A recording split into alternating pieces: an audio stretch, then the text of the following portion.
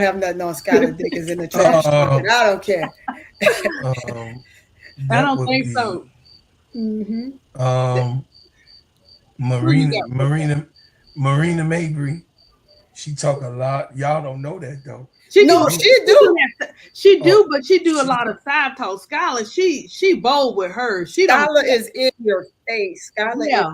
right there yeah, in your before face. as rowdy. Loud. Yeah, Yeah. but Marina Mabry be y'all don't because she's an Irish. So I know her when she was playing with Notre Dame. Mm-hmm. And Mhm. Enrique say she be starting fights over there saying those I you can know what I see her mean? start fighting. You know what I mean? She be that's why she left Dallas also. You know what I mean? She was on Dallas and she got in so many if you look at her technical files over in Dallas, they wanted her out of Dallas too. You know what I mean? She wanted out of Dallas, they wanted her out of Dallas too, but she only went, you know what I mean? They drafted her with Enrique to Dallas. Mm-hmm. Uh when you know what I mean, because they both played together, of course, right? Jackie Mm-hmm. Young, and then of course uh, the Mamba, the Gold Mamba, Jew Lloyd. Oh So they yeah, all yeah. was on the same squad.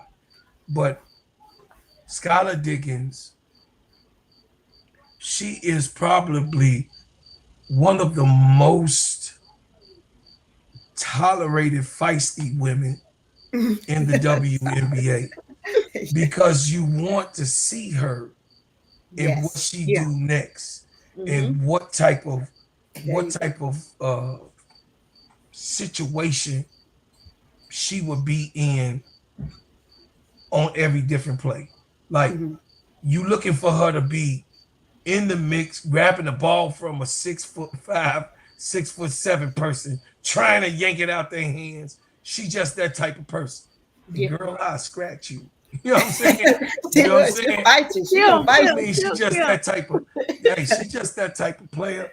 And, you know, I did a video, you know, I don't know if y'all seen it, where when I was doing the covering of WNBA and her and Jackie Young got the triple doubles and nobody gave them praise for that. Nobody Right. gave them Yeah. praise. AT just had a triple double and And you don't hear about it. Yeah. nobody This her giving them second. This her second Nope. one this year. it's a second Right. one Her this year. second one. And she broke a Mhm. record. Yeah. Mm-hmm. You Yeah, they're understand at the playing. They're same playing time. phenomenal. They're playing phenomenal, and they're not getting any recognition. So Right. the thing is that okay, us as content creators, we got a responsibility. We have a Right. responsibility to put these players in the forefront. That's why Mm-hmm. us, the Full Court Trio, the Players Club, me, KEYSHA, and then of course KSAP have already been covering the WNBA, but we're covering more and more teams. A lot of people don't know that my second team is. Do you remember ADP? What's my second Is it favorite the team? Storm? Well, he has No, Brooklyn has all the teams. Which that's one? my second team. I got four. Oh So yeah, he do. He did say he had four. I only got four. Aces is one. No, no, No, Aces. I no, don't think. No, the Aces Ace. not one. no, I know no. Chicago is one. I Chicago think is one. My number two, second to Chicago, is He got Minnesota. Seattle. Oh, It's the Minnesota. Oh, Minnesota Minnesota. Lynx. Minnesota Lynx. Okay, because I why? like the Why Lynx. ADP? Didn't I tell you? I love the way that they play. They play all Yeah. together. They Hmm. split. They put the ball. There's not. They don't depend on the Fisher Collier, as we can see them winning right now in the way they Hmm. win. They don't Hmm. depend if Nafisha Collier is on the court.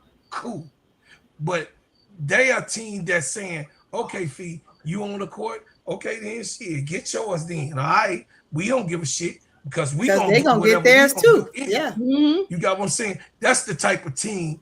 And then, like I said, she, she, the Fisher Collier is my second most favorite player in the WNBA. Then Asia Wilson. But Nafisha Kaya, I just like and love the womanhood that she has about herself. She's so classy, you Hmm. guys. She's classy on and off. Did you see her today? How she looked? She Oh yeah. was she had on all black. She had on a nice suit because she's a businesswoman. she looked very, very good in representing the female aspect of the WNBA, the pretty girl, the prince, you know what I mean? The queen, not the princess, the queen of the WNBA. You know what I mean? And then, of course, the business side in Unrivaled. And by the way, Unrivaled has already signed 90% of their people already. And then the average salary this year is going to be $250,000. And they got more people endorsing. They brought more sponsorship. Yeah, Paige more Beckers for her first year will receive $350,000 for her first year in Unrivaled. That's a rookie. Man, they gotta let Angel and they gotta let the fives play together. Oh man, I don't know. Fives gotta play together. The Rose, it's gonna be the Rose again. I want to know who we're gonna get on that Rose added to our team. Is that how? That's why I said they gotta put the 5 on there. They got to put the other 5 on there. Paige, you got to put the Paige on there. Oh, they Paige might be going there. As I say, you got to put the 5s. You got to put the 5s together. Angel and Becca. Angel, put them both on there. Yeah, they may do it that way. Bro, Clyde, what you That's think? Gonna be lit. Well, yeah, I can't wait. Can get Paige up there, and if we could sneak Kiki over there too. Can we get her too? I'm just saying. No, they're gonna put Kiki. No, Kiki needs to probably put Kiki with Spoon. They're gonna put him. They're gonna put her on the Phantom. She don't be with Spoon, but the Phantom is hurting. So the Phantom. Okay. So the bottom teams was the Phantom and the Mists. Right, the Mists. Right. I think so. Yeah, the Phantom and the Mists was the that's Stewie's. Stewie's Stewie team that do too good. No, they was number 2. They had old boy that's a player development coach from that player developed Kobe. Oh yeah, over there. But he didn't do too good. Yeah, he didn't. So the thing, that's my whole thing. He's a player development coach, and he got his ass beat in Unrivaled. And they got a so-called player development coach as the GM for Chicago Sky. Are y'all kidding me? Is y'all kidding me? Don't make, I'm about to crash out in a minute about this guy. I'm trying not to do that for you, ADP. I'm just saying, I'm trying to keep it. Hey, Sister Shirley Kimbrough, I'm trying to keep this shit together about the Chicago Sky Nation. But anyway, let's go back. Bro, Claude, what do you think about? I didn't even know Skylar had all those deals like that. What do you think about Skylar having those deals with Rock Nation? Listen, that's why she says she don't care nothing about these switches. Listen, Skylar Diggins is with Rock Nation. Did y'all know that? I did not know until I had to. Jay-Z, Jay-Z she signed to Jay-Z's company right now. So she's been with Rock Nation for over 10 years. Yeah. Yeah, right after she came in the league. She had a lot of deals at 22. She was already she had Prada. That's why she already been there. Fendi wasn't out, but she had Gucci, she had Coach, she had all of those. She still do. All of those are still in her. All of those. So what happens is that now that the WNBA has now transcended, okay, so the transformation has happened. So now we are in the second year of the birth, okay? So now you not knowing that Skylar Diggins was her. Matter of fact, everyone is her in the WNBA was complaining about the mistreatment of the brands that Skylar Diggins had carried for the last 10 years. Man. They wasn't getting the continuity with the brands that Skylar Diggins was getting through Jay-Z, through Jigga and Prodigal and all of them. She was modeling too. Yeah, she is a model. Yeah, she is correct. She is a model. Right. Yeah, she's a model. So she'll never stop being a model, and she's a stylist. If y'all didn't know that, she also has a brand. She has a brand, but I forgot the name of the brand that she had. But you could go and look at her bio. But Skylar Diggins is like, what's good, Brother Van? Skylar Diggins was the bar for all of them.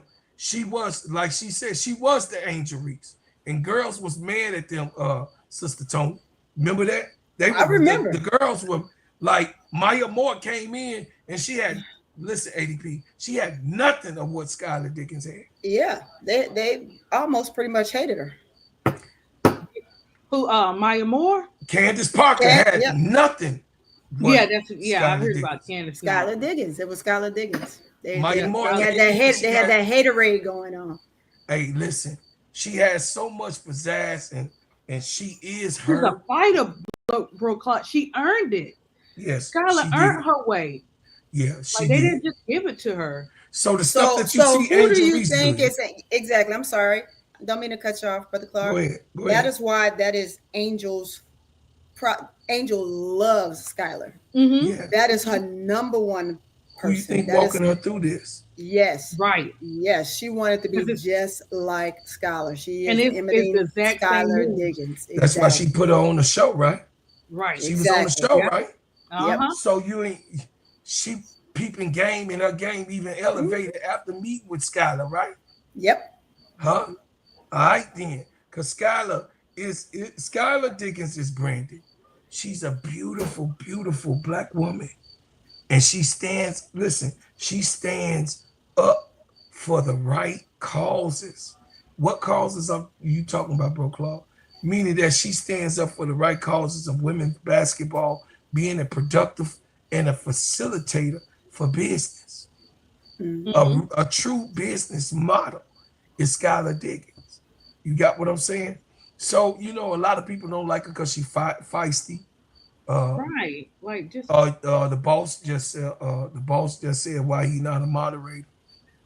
I told him I need his help with that, bro, Claude. Okay, so what you do is we're gonna do it live on this show.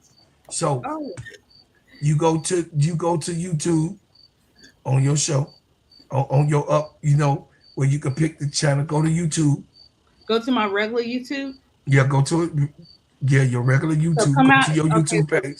You ain't got to come out of this. Start another page. No, just get another new page. Make a new page. Make a new page. Okay. Make a new page. Okay. And then go to YouTube and go to your page on YouTube. Okay. Go to my page. Okay. Go to your page on YouTube, and then it's gonna go click on KEYSHA name. Simply Paul Droppin. Okay, when I go to my channel, I go back into my live. Yeah, go into your live. Okay. So you're gonna see the chat, right? Uh-huh. So in the chat, you're gonna see KEYSHA, Simply Paul Droppin. Click on his name. Mm-hmm. And then it's gonna tell you moderator, right? You see what it came up? Mm-hmm. So you're gonna choose him to be a moderator on there, a standard, or you know what I mean? It's gonna ask you what type of moderator you want him to be. And then you want to do the standard moderator of your show.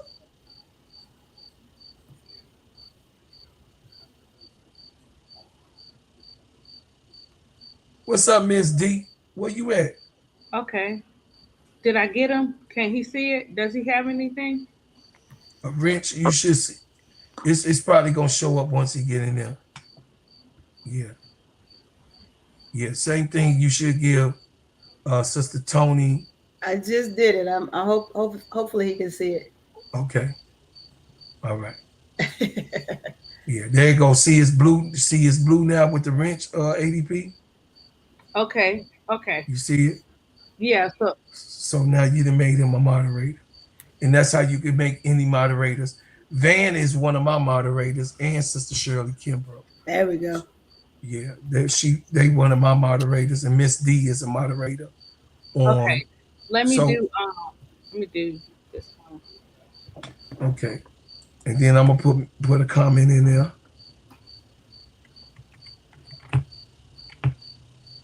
Okay. I'm gonna put a comment in there so you can make me a mod. There you go. So you just gotta click on my name the same way you did KEYSHA. Okay, I'm waiting for yours, bro, Claude. Okay. It didn't come up yet. She wins. I know she wins. I didn't came up. She wins. I didn't learn this thing. See, ADP. I could teach ADP because I was in the same. But look. I know if you ask not, you have not. But right. They be so busy, guys. They are so. You guys don't know behind the scenes. They be busy. They are real busy. I know. Playing catch up. It's okay. It's okay. Simply ball dropping. KEYSHA. Yeah, we wanted you on the show this week. So next week you definitely got to be up there, Tony, because it's good for you and your page. It's great for your page, and it's good. Yeah, the new location. I got a lot of time on my hands. Okay, for sure. So she wins. You better be on time Monday while you up in here late and be late. You better be on time. She's good. Look, Bro Clyde gonna get on. But see, no, Bro Clyde, you switched the time. I was going by the other time. Like you not coming on at 11. I was looking for you at 12. I switched the time. 11. I put it in all and everybody. I left a message and said that my time. Okay, so Sister Tony, what I've done is I pushed up my time from 10, from 11 to 10. Why did I do that? That's why I keep catching you late. Hold on, let me add another one. Okay. So I switched my time because based on the algorithm, a lot of people is on around 10 o'clock right after the Quita show. When she get off by 9 o'clock, it's a lot of people that's freed up in that time. So I just watch the algorithm of what it is. And then also it frees me up in my day because I'm a hustler, right? So doing, a hustlepreneur. So it frees me up the rest of the day to do the things that I need to do to take care of my family. You got what I'm saying? Yes. So I'm able to take care of my business. You took care of it, ADP? You good? Yeah, I added KEYSHA. I took out the media slot. Okay. I put him in there with Miss D. Okay.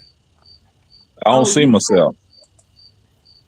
We see you. Y'all see KEYSHA? You can see no. Oh, shoot. No. I can't see him. Okay, so no. Give me 1 second. Yeah. Oh Lord. You just come on, ADP, get it together. It's all right. She gonna get it. There you go. There you go. Update. Yeah. Okay. Now we cooking. Look, y'all. To you while we on live. Yeah, look, I'm finna get at your head, old court vision with So Pretty Tony.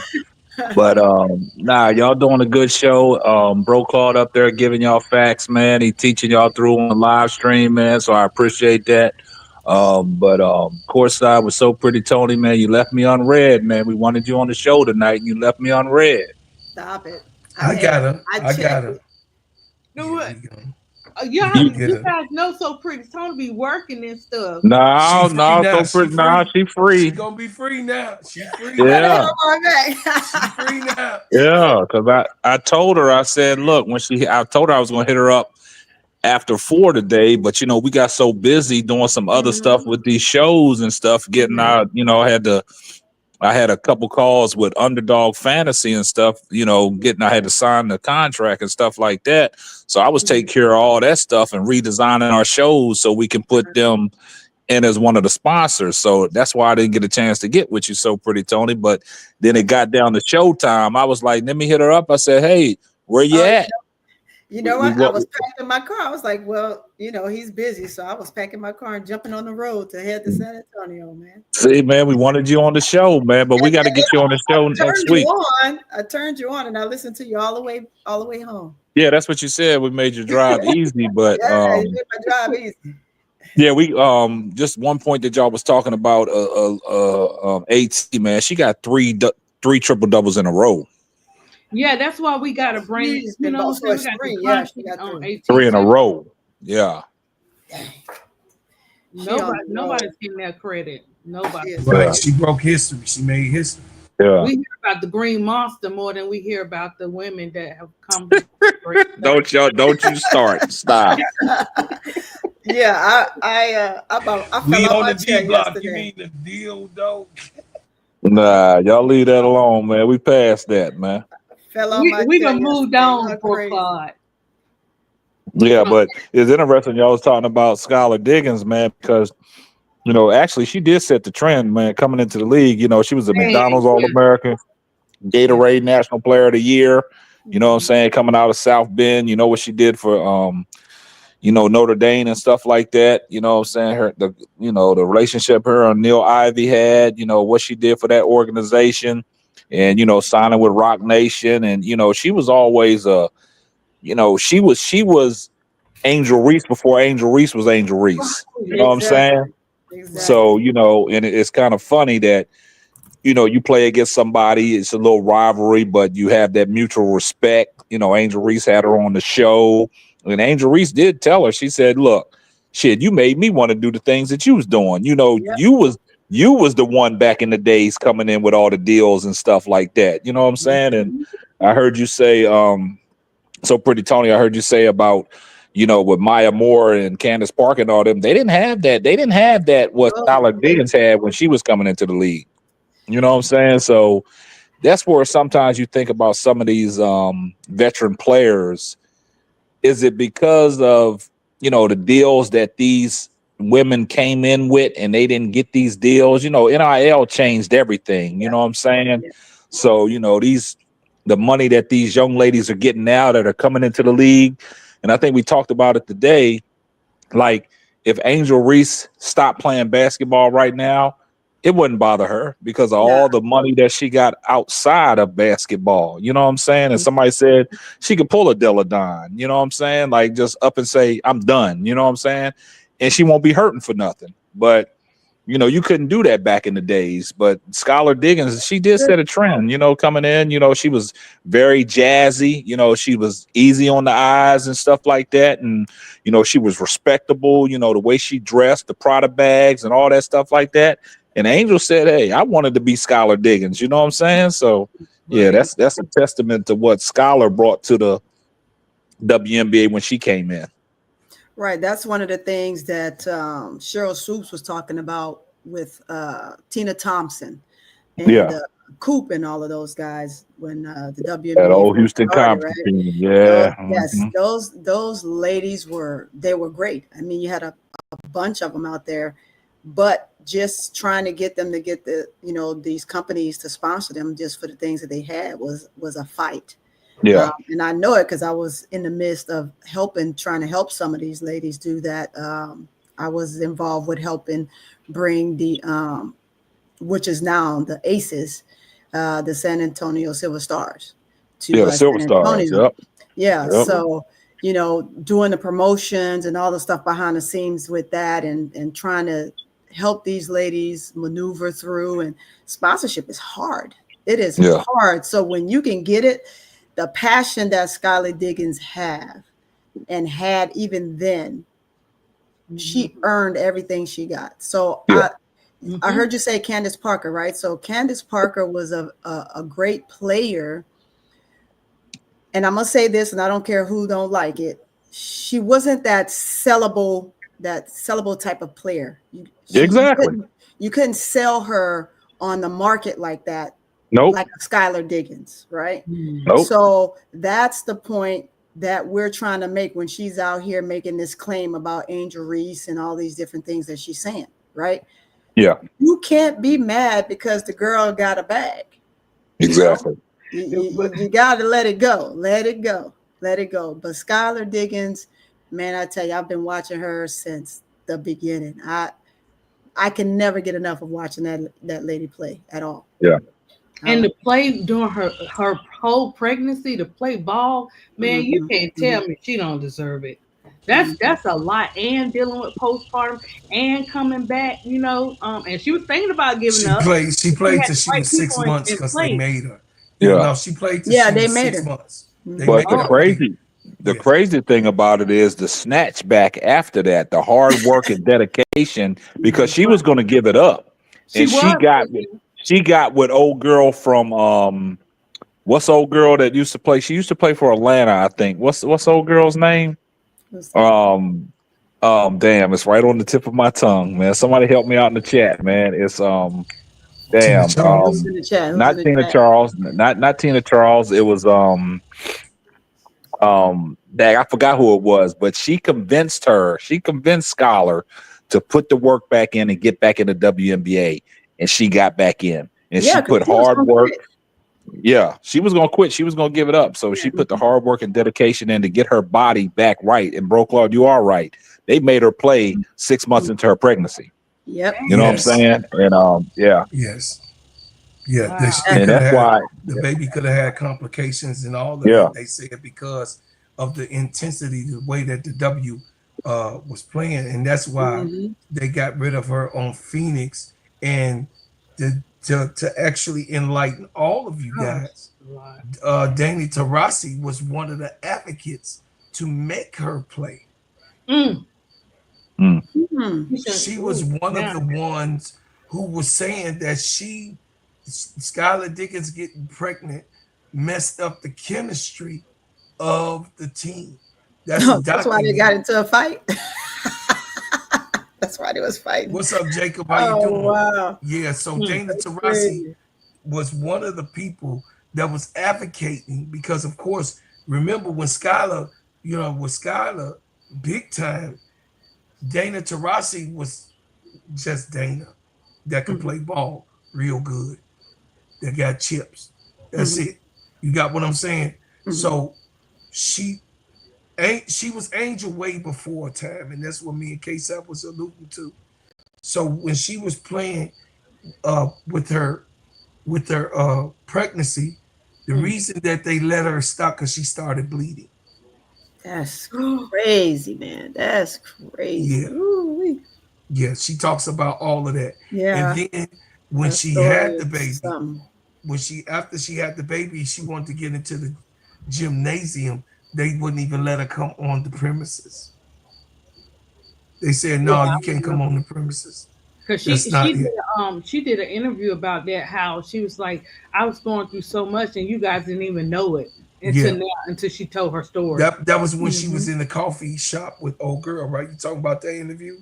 Which interview you talking? She just did one recently in Seattle, and she was sitting. Was that the one she was saying? I think so. How recent? You talking about maybe a year?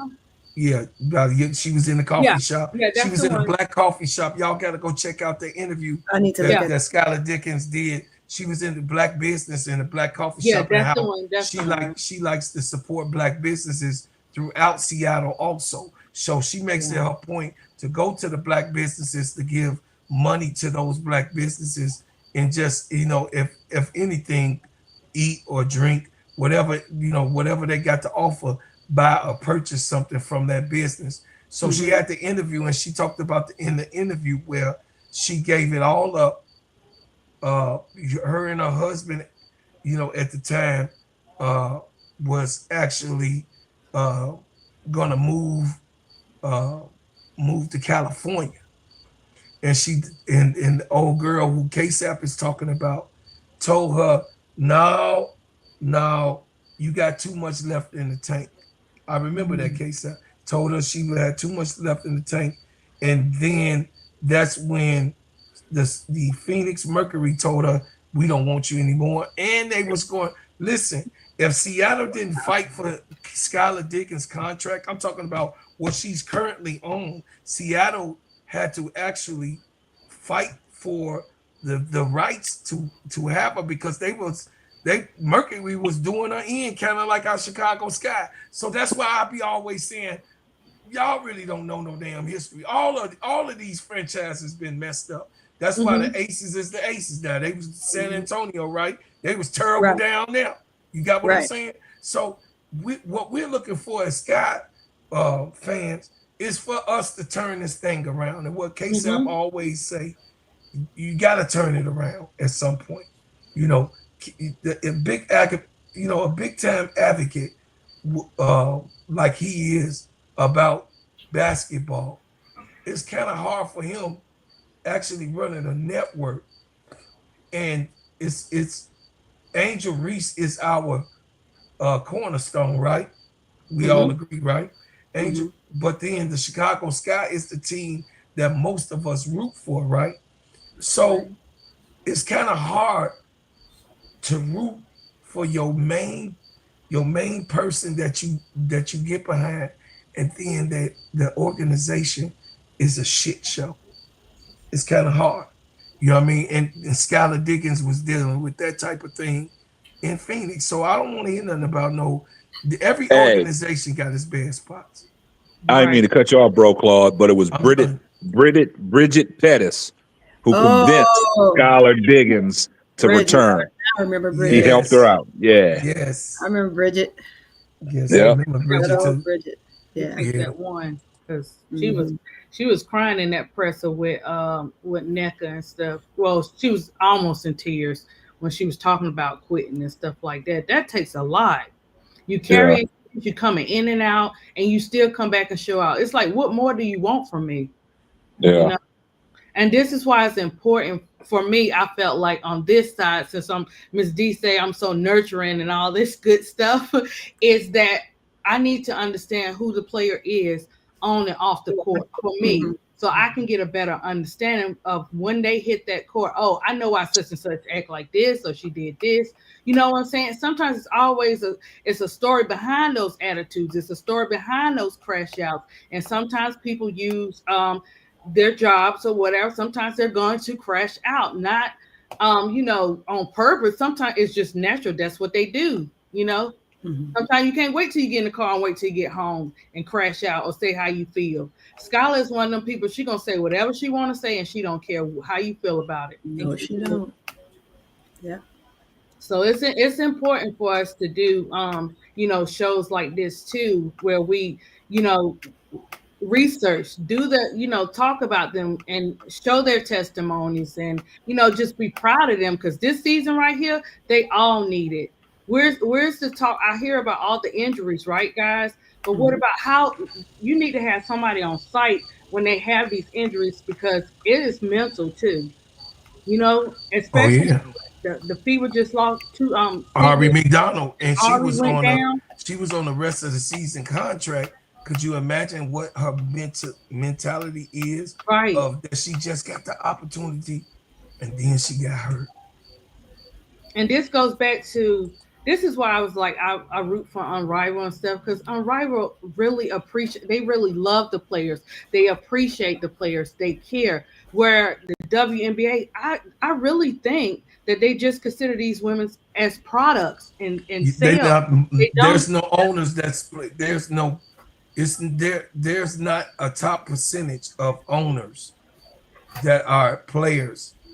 Now the NBA teams that own these teams, you could consider those teams as NBA backed, but the actual owners, most of them not no ballers. Most of them, are nepotism, of course, or people like Michael Alter. He a real estate king. You got what I'm saying? He bought a team, he invested in it in 2006, and he run it like a McDonald's. Straight up. That's an independent franchise. You got what I'm saying? So, you know the difference between a corporate McDonald's and an independent McDonald's, right? Y'all know that, right? Y'all got them in y'all neighborhood. You know how the independent McDonald's be looking, and that's the rat that be running in the back door.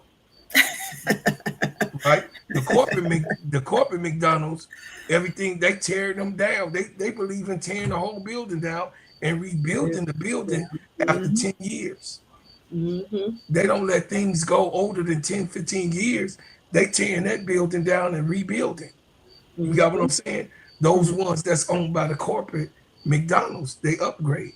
So I would just say, man, we it's so hard to support the WNBA, knowing the history, and the NBA, knowing the history of how these players get treated. You know what I'm saying? They're it's like slavery all over again. Yeah, and right. That's the bottom line right there. That's what they treat those women like. It is. It's $75,000. Who can do something with that? $65,000. Who doing something with that? and you balling out, it ain't like you. I mean, 65 grand. Hey, all praises due to God.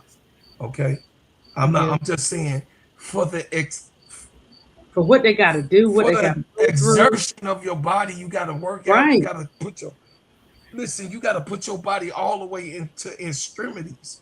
Your eating has to be properly. You got to have the right foods to go in to build that type of body that they, you know what I mean, that they want, right, Sister Tony? So that costs money.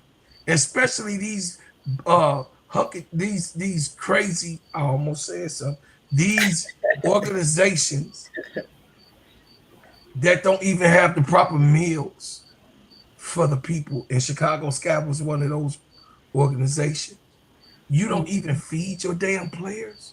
No, you don't have a child time. You don't have a child time. We get a child time in the damn military. We be in. Right. I mean, damn. We in the listen. We eat too good. We eat too good. It's snowing. KEYSHA couldn't. It's snowing. I'm in the field. I was in the field. I was a field soldier. Man, they was bringing that in the food. We good too. Sometimes it might be messed up. I say, well, I'll just get the biscuit today. But or at 12, you know what I mean? Or in the morning, they might have something that I don't want. You know what I'm saying? In the morning, I be able to eat in the afternoon. You think what I'm saying, ADP? Yeah. Then dinner, they got a proper dinner for you. Or MRE, you gonna get 2 MRE. Well, I asked Sister Tony about those. She's talking about she don't eat them things no more. But I don't eat them things no more. Man, but I have a few in there. If some go down, there you go. Three hots in a cot. 3 hots in a cot, baby. Something happened. You know I will pop one open if need be. Hey, I will pop an MRE. Listen, Miss D, why you so quiet? Get in here, Miss D. Yeah, what you doing over there, Miss D? She sleep on the job. My mic. Oh, your mic. Oh man, oh my. See if you can go out and come back. Out. Get that out of here, Miss D. You messing up a good show. Get that gone. Miss D, he trying to play you. But yeah, sound like you in space with the crickets. Get out of here. Hey, Miss D, you gotta go out and come back in. Yeah. Okay. Yeah, you gotta fix that mess. Oh, yeah. Right. It really said leave her alone, KEYSHA. We can't do no diabolical things like that, man. We got to hear you loud and clear. We don't want no distortion. We ain't no aliens. We real people. We got to hear you. So, guys, you really, Skylar, at this point, she don't really have nothing else to prove to anybody. No, she just want the new money that's gonna come. Yeah. And get the contract that she want for the next 3 years or so. She retirement contract. That's all she waiting for right now is to get her. Most of these girls, like Tina Charles, is her holding on for her last money. You know what I'm saying? Yeah, that's all. You know, these girls that, you know, I'm surprised Candace did not come back. She's only 39. She's 39, but I'm surprised that she didn't come back. She busted up. She busted. Yeah, she's broke up. Yeah. So she got them Kenny Smith knees. Yeah, she busted up. She barely walked. Did you see her at her church? Yeah, she was. Oh yeah. And them knees are shot. Them knees are done. And I think that's part of her anger too, that she can't still play because she was talking to somebody in an interview, and she was saying that when she first left, she couldn't even watch the game because she wanted to be there. You know, it was hard for her to watch it without being able to play and stuff like that. So I think that's a lot of her anger built up too, and why she expressed the way she do for us Angel and stuff like that. I don't give a shit. You leave Angel Reese alone and out of it. What's up, you know, it's more personal, Brooklyn. I know. That's my goat. Y'all all know that I'm not on that train. Is my goat. But she's full of shit. I love her. She just has to watch her mouth. Yeah, Right. she Like just nobody ever took her credit away from her and what she's accomplished and what she did, but her behavior and her actions is what we're talking about, you know? She was a phenomenal player. I mean, we give her her props. She just to analyze a game, you have to really watch the player play. You cannot speak yeah, on a player and you have not watched the player play. Go back to the college yeah, days, watch her play. Even if you watch just a couple of games, then you can come and give your synopsis on a player. Don't just come off of what you think you saw and then you're listening to other people and now yep, I want to get on the bandwagon. Here we are. That's yep, what it sounds like. Now, whether she's done that or not, allegedly, um, don't know, but that's what it sounds like. And she herself said that I don't know the player. I haven't really watched her. So yep, it came out of her own mouth. Mm. To critique a player and to grade a player, you need to watch him. How much did you watch Caitlin Clark? I yeah. don't think you watched that much of her. You see the I hype, don't think you she's know the light. forming her own opinion. And You're like you not. said, so pretty Tony. I think what she's doing, she's just piggybacking off of everybody else without forming her own opinion. You know what I'm Exactly. saying? Like if you can sit there as great as a basketball player you are, you should be Mm, able to treat a person and know their skill set and what they bring to the table. You know what I'm exactly. saying? But the thing I hate about her is, you know, when she does talk about Angel Reese, it's quick, fast, in a hurry, and it's something very condescending or negative. She Mhm, never speaks highly of her, what she really brings to the basketball world in the WNBA. mhm, And I've always formed my own opinion. Like I just think in a situation like this, she's upset that Angel Reese is coming in, taking all her records down. You know what I'm saying? And she's going to continue to, take them rebounding records away from anybody that graces the WNBA. And that's just a fact. But for her to go on somebody's and she's doing it podcast, quickly.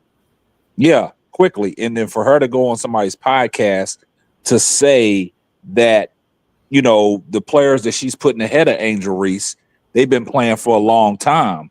But now you're being hypocritical because you got three players that just came into the league that you got in front of Angel Reese. So make Mhm. it make sense. So yeah. Misspoke. So I mean, Yep. that's the same thing that Cheryl Miller. You if you're going to be on someone's show and you're going to speak on a person, you need to know about the player Yeah. and don't misspeak. You misspoke. You said about how many offensive rebounds, but you meant defensive rebounds. So she Mhm. misspoke a few times in her synopsis. No, So she meant to do exactly what her hating ass did, Tony, because she looked at them goddamn numbers, because she stood on it. Now, she had the she opportunity did. when she did. She stood on it, but All she got to do is she's look at her wrong. sophomore numbers and look at Angel's sophomore numbers.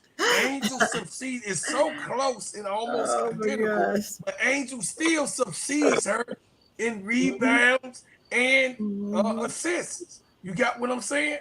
Oh yeah. So Yep. she know what she did in her son. Don't no, Sister Tony, don't give her no goddamn props.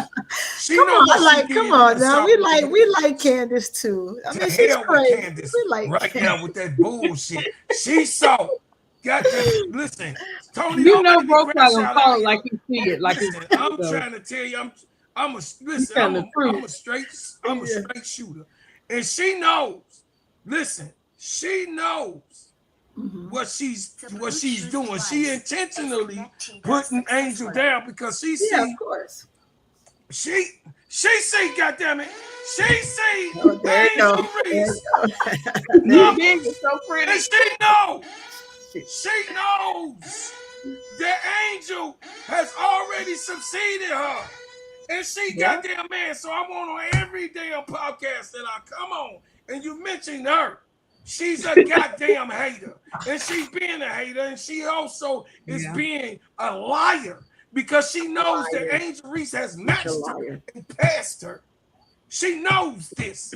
And she's a goddamn liar. And I'm not going to give her no way because she's a woman. Yes, I love her. I appreciate what she did for the game. She Mhm. comes from Chicago, Well, Naperville. But anyway, she come from Illinois. She come from my state. I'm going to give her some love, but goddamn it, y'all got to keep it a fucking buck with me. This lady intentionally lied on Angel Reese and stood on it. Stood on it 3 times. She stood on it with them bad knees. Badass knees. Go sit your $5 ass down somewhere. Would you just mad that you got enough money to buy a toy helicopter in Five Below? Get your ass out of here. He said in Five Below. Man, you diabolical, boy. You need help to shea butter for them knees. He said in Five Below. Nah, shea butter can't fix them knees. No. I wouldn't them give knees that $5 ass that anyway, because it's $15 a job. Them knees is broke, man. Them knees is bad. Like when you get to a point like at her Jersey retirement ceremony, you can't even move the way you want to move. Even her being in the TNT studio last year, like her and Kenny Smith, man, them knees is almost gonna be identical, man. Jumping. Ooh. Yeah.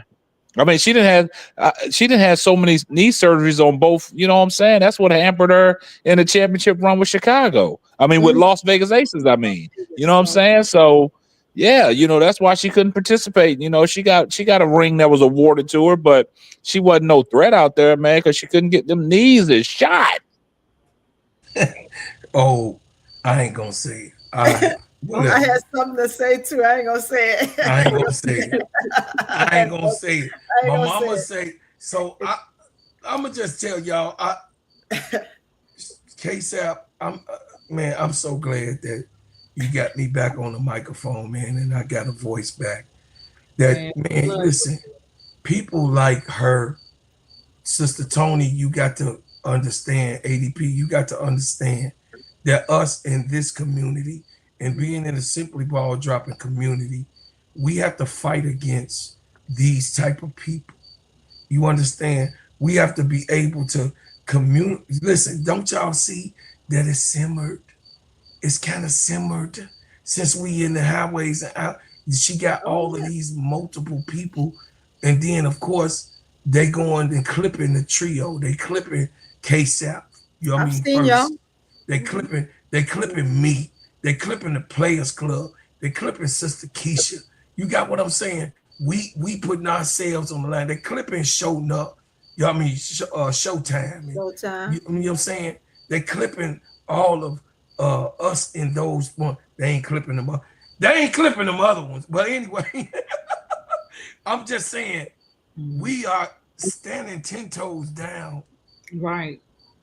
On being the best version of ourselves to help Angel Reese in what she was up against as Black people or human people in general.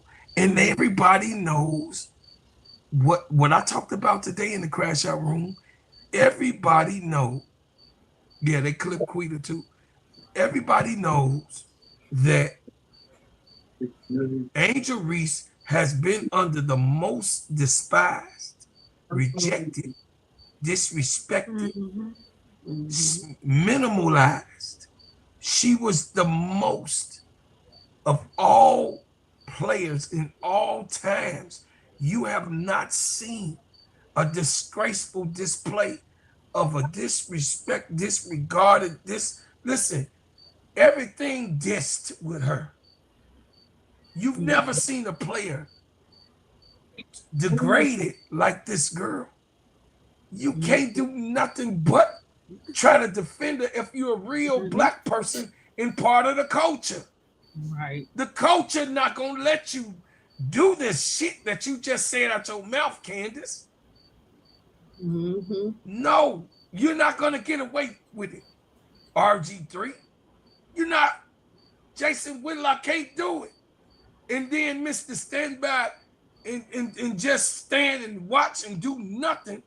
Stephen A. Punk ass Smith, you complacent. That means if you complacent, you ain't got nothing bad to say, but you sure in the hell ain't said nothing good. You let the shit be said in the office and you sitting there.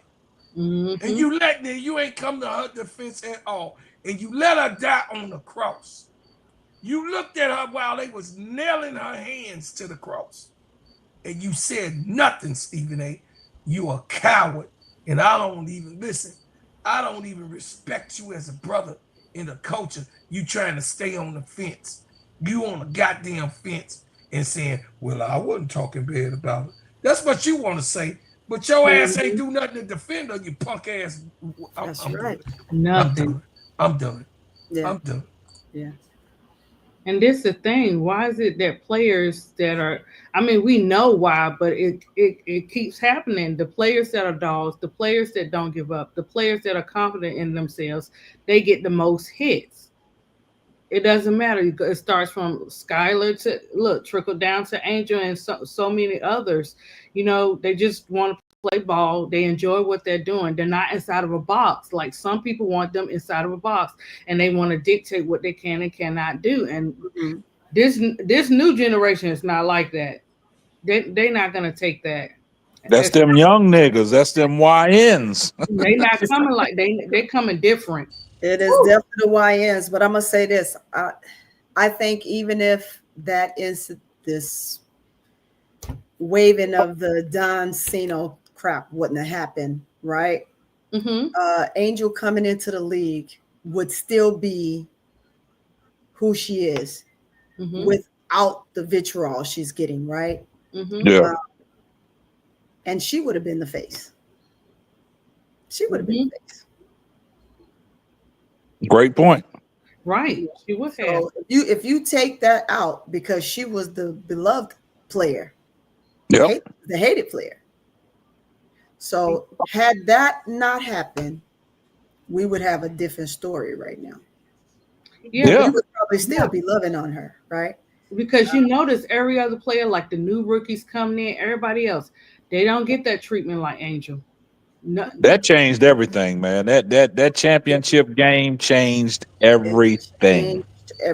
Highest it score in changed the whole way. Tournament. Yeah, that changed the way Angel had to move, man. After that, it was like her and Flage said when they came on Good Morning America after the championship. They can't even go to class. They had to take online classes. Online. Yep. Yeah, they couldn't even walk. They couldn't even walk the campus of LSU. That changed everything. Yeah. Yep. Yeah. Insane. That's crazy. That's crazy. It's amazing how it is now for them. Coming in and it's just amazing how one person just wants to do what she loves to do, and she's already just automatically hated. And have to endure that at a young age like that. 21 years old. And coming back, still not giving up. When has she ever given up? Now, she might have been like she ain't do her best plays in some of the games, taking a little vacations, or whatever, but to still come and still play the game after all them hits, after all them threats and all that, we got to give her props. We got. She's only 20. She actually was 20 when it happened. She was 20.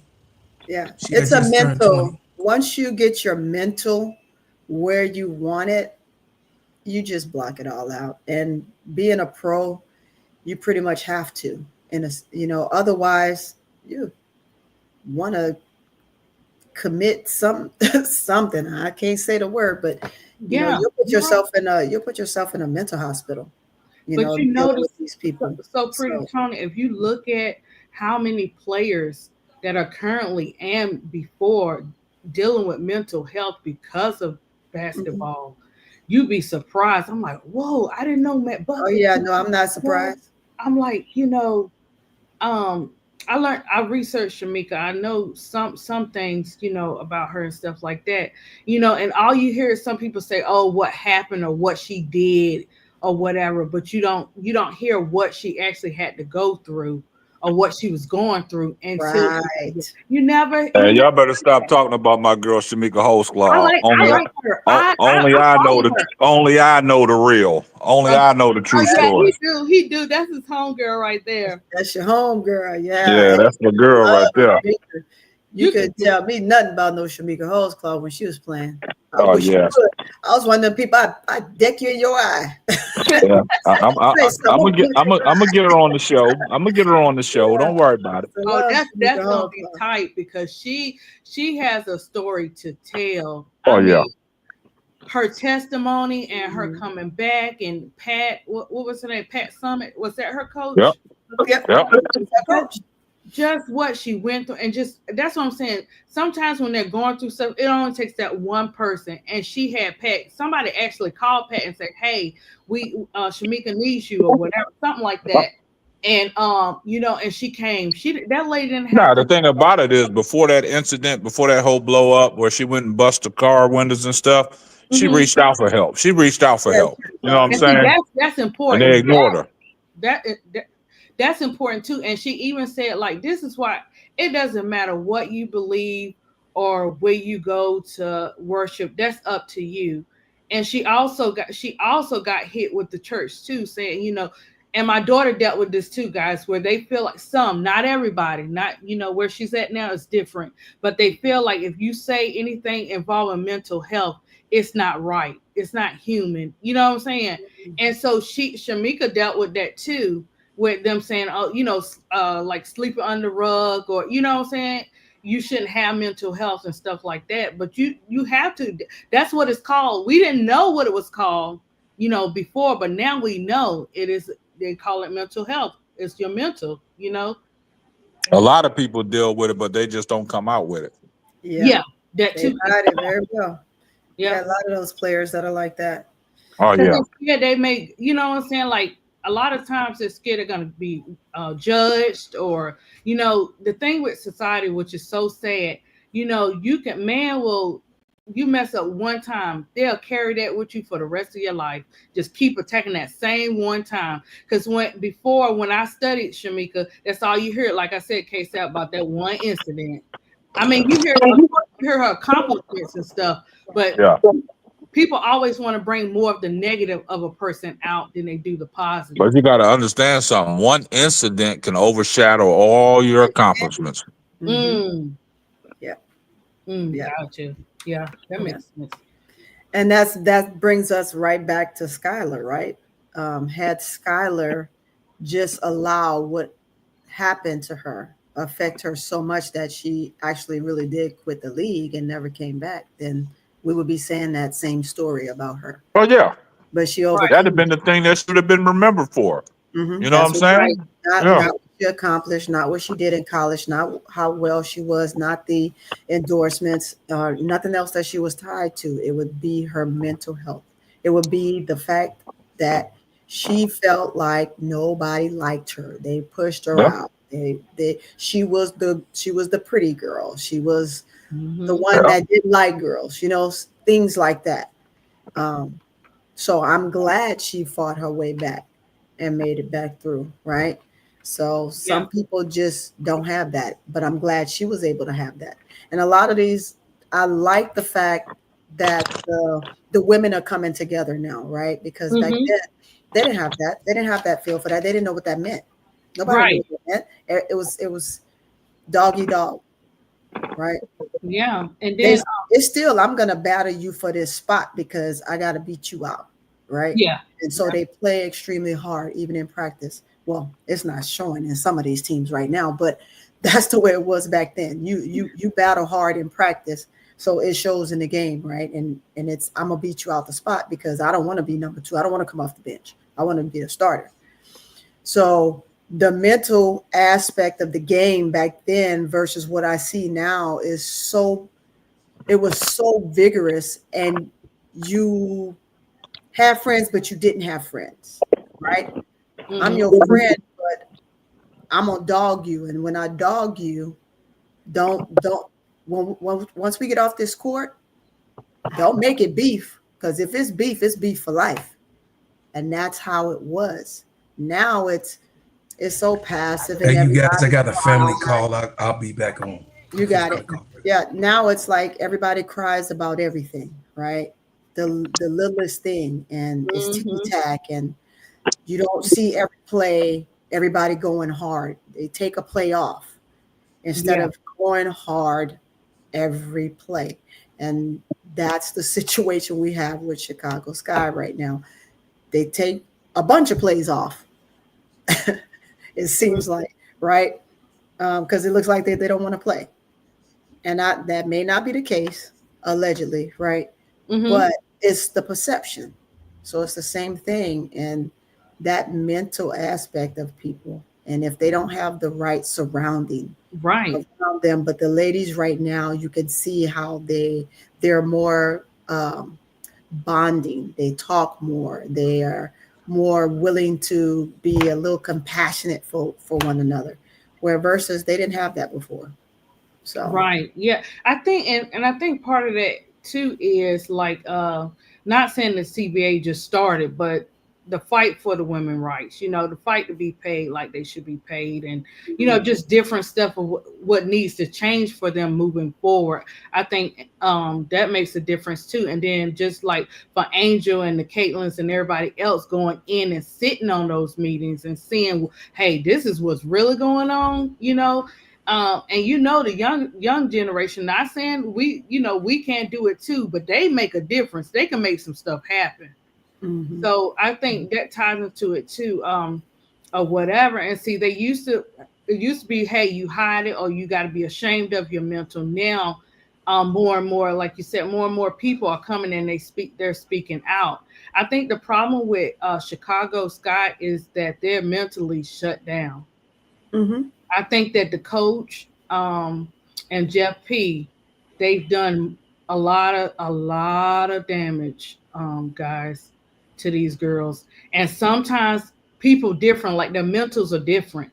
What you think somebody may overcome in a couple of weeks or a month or whatever may not be the same for the next person. But to get on the court and to completely already shut down before the game starts, it's something going on with the team. There's no connection whatsoever, so we can kind of tell they're not practicing together. But you got to look at, man, they're sitting here on this team, and that they're dealing with, they don't have any nurturing. They don't have that teaspoon anymore. You know what I'm saying? I don't care one thing about Teaspoon, whether you liked her or not. She learned her players. She knew her players. At least that goddamn fight. At least, even though allegedly the vets was acting up, last year. At least they went out there and did something. Something. Yeah. Even though they weren't playing their best and probably doing stuff on purpose, they still went out there. When you are mentally drained like that, guys, some people, and I'm gonna use Miller as an example. The culture make a difference too. Yeah. She's from Brazil. They might handle stuff different in the way that they deal with their mental health and stuff like that. I think that by her being over here and having different surroundings of people is kind of helping her. But when Angel was at All-Star and she having that interview with Ellen, and then the same week Camilla come with that mental health commercial, I'm like, come on, guys. They trying to tell us, you know what I'm saying? Without saying so much, they trying to let us know they need help, and they're not helping. None of them. Mick, all of them. To have Mick breaking down, and then to have Mo Jeff go on the court, know she injured, and still want her to play like that, just because you don't want to go get somebody.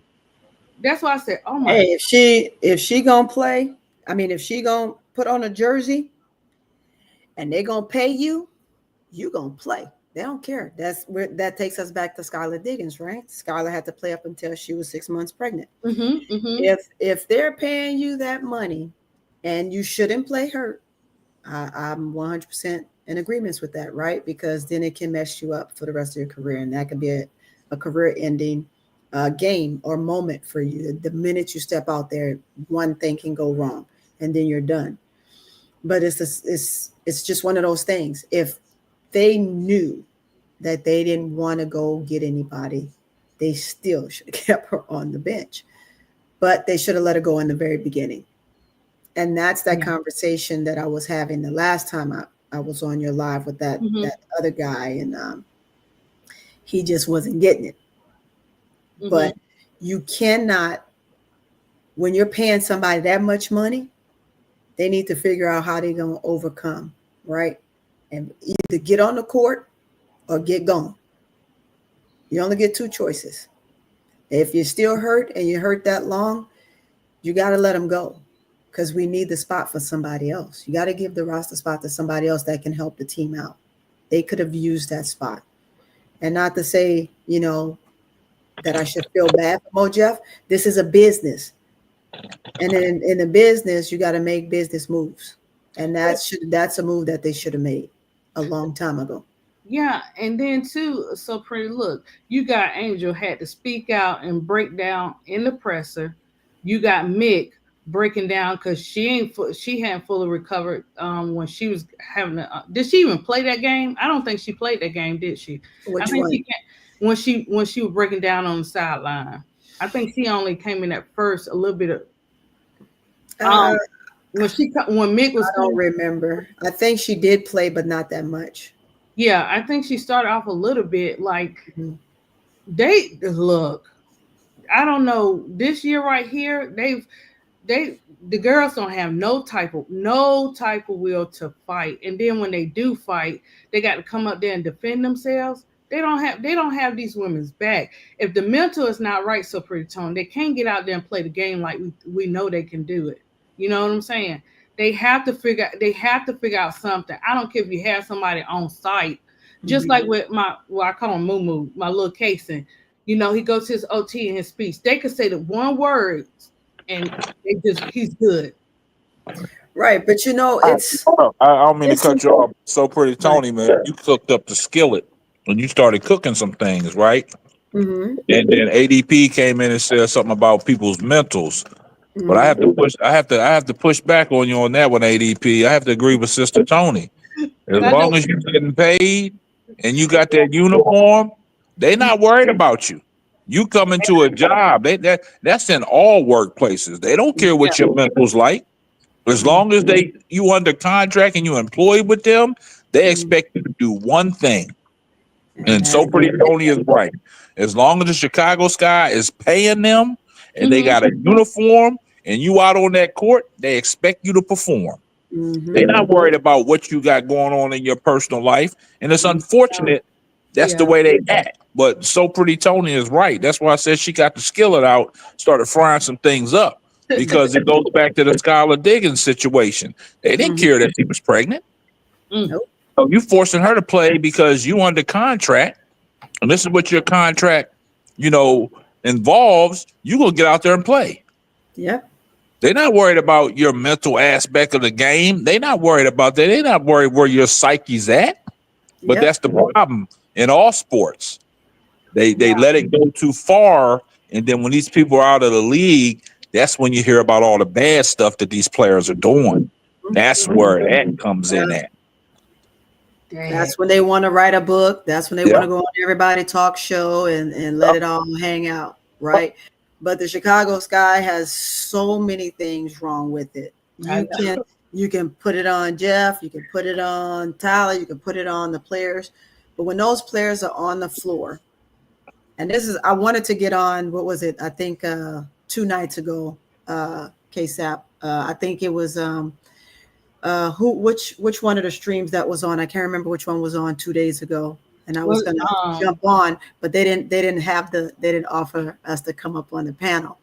It was probably Players Club. Bro Claude and KEYSHA was up there, and Duvall.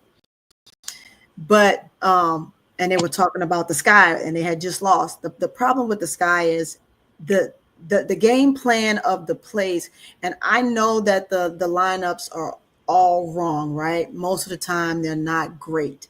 But even if he's going to put the lineups in there and they're going to run the sets, look at how they come off the screens.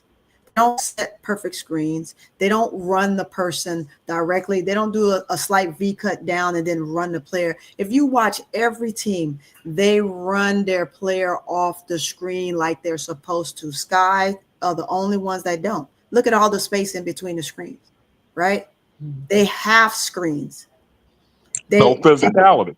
Yeah, they bunch up. They're supposed to have the floor spread, right, on their plays, and everything always end up being compact. So we're worried about what They need to pass the ball to Camilla. They need to get the ball to Angel. They can't because they can't see. I heard you say that to KSAP, that they have a hard time passing the ball. They have a hard time passing the ball because they can't see, and it's because it's bunched up. And it's bunched up because of their spacing. Their spacing is horrible. And now that I've heard someone say that they don't have enough time, I think it's the lady you had on the stream, KSAP, that their time for practice has been cut short. They don't even have enough time to practice. So it's like it's you should have known the season was going to be done then, or you should have found another gym, find another avenue. Where is it that you don't have a backup gym in the first place? You should have 3 gyms. As a matter of fact, what professional league don't have that? Even if it's not your own, you should have a place to go when situations like that happen. Right. But I'm sure any high school would let you use their gym. You can't tell me that. You can't tell me that. They'll give up their court. They'll be too excited to have the females on the dang on campus. But there's a number of places that I'm sure they could have used, but who sought out for it? Nobody. Who thought about that? Nobody. Because I'm gonna tell you what, when we had the Silver Stars, we made it work. They always had some place to practice. Hell, we took over the Spurs. We took over the Spurs practice facility. Y'all gonna let us in here, or y'all gonna make us one? I mean, that's just how it was, right? Yeah. So you figure out a way to make it work. Why aren't the Bulls giving up their space? Why aren't they helping? Right? But that's those GMs. That's their business. That's the stuff that they're supposed to be talking about and handling that situation. You want a team there, and you guys are paying to have a female team? Give us your gym. Give us a piece of it, a corner or something. Right? Yeah. But again, the management, and I keep hearing about it, the management is horrible. It's horrible, but the players got to play, and they have to do their part. If they don't do their part, no matter how horrible it is, it will never work. And it's a everybody's problem. It's not just a Pink Panther or whoever broke. I wish I had an explosion for that, Tony. Exactly. You hit the nail on the head. Yeah, and I think Carter Bell said that on Wednesday. The players got to do their part too. It's not just I hate to say it, but it's not just the front office and the coaching and all that. The players got to do their part. You know what I'm saying? Everybody got to do their part. Yeah. The spacing on the floor will allow even Kia Nurse to knock down a shot because she can only make a set shot. She's a set shooter, right? So if the spacing is right, then she can set her feet and you can get her the ball because she's going to be open. But if the spacing isn't there, it's never going to work. She's going to continue to look bad. And I assumed that when they got her that she was going to be a big help from the 3-point line. But it's not. It's looking. Yeah, Danielle Williams, I agree with you. Jeff is a major part of it. But sometimes you got to make, what y'all say, make lemon out of lemonade or lemon lime or whatever it is. Lemons out of lemonade. That's right. Make lemonade out of lemons. Put forward, but we already know the roster's flawed. You know what I'm saying? The pieces just don't fit. You know what I'm saying? And once Sloop went down, like I always said, I keep saying it on my shows, they never had a backup plan. No. Now you got these, like so Pretty Tony said, people are playing out of position. Right. And now you're just going out there winging it. You know what I'm saying? So, hey, it is what it is. But look, check this out, ladies. I'm going to let y'all have it. I appreciate you letting me up, ADP. Keep cooking. So Pretty Tony, I'm going to get with you because we need you on the show next Wednesday if you're available. So pretty. So, keep doing your thing, ADP.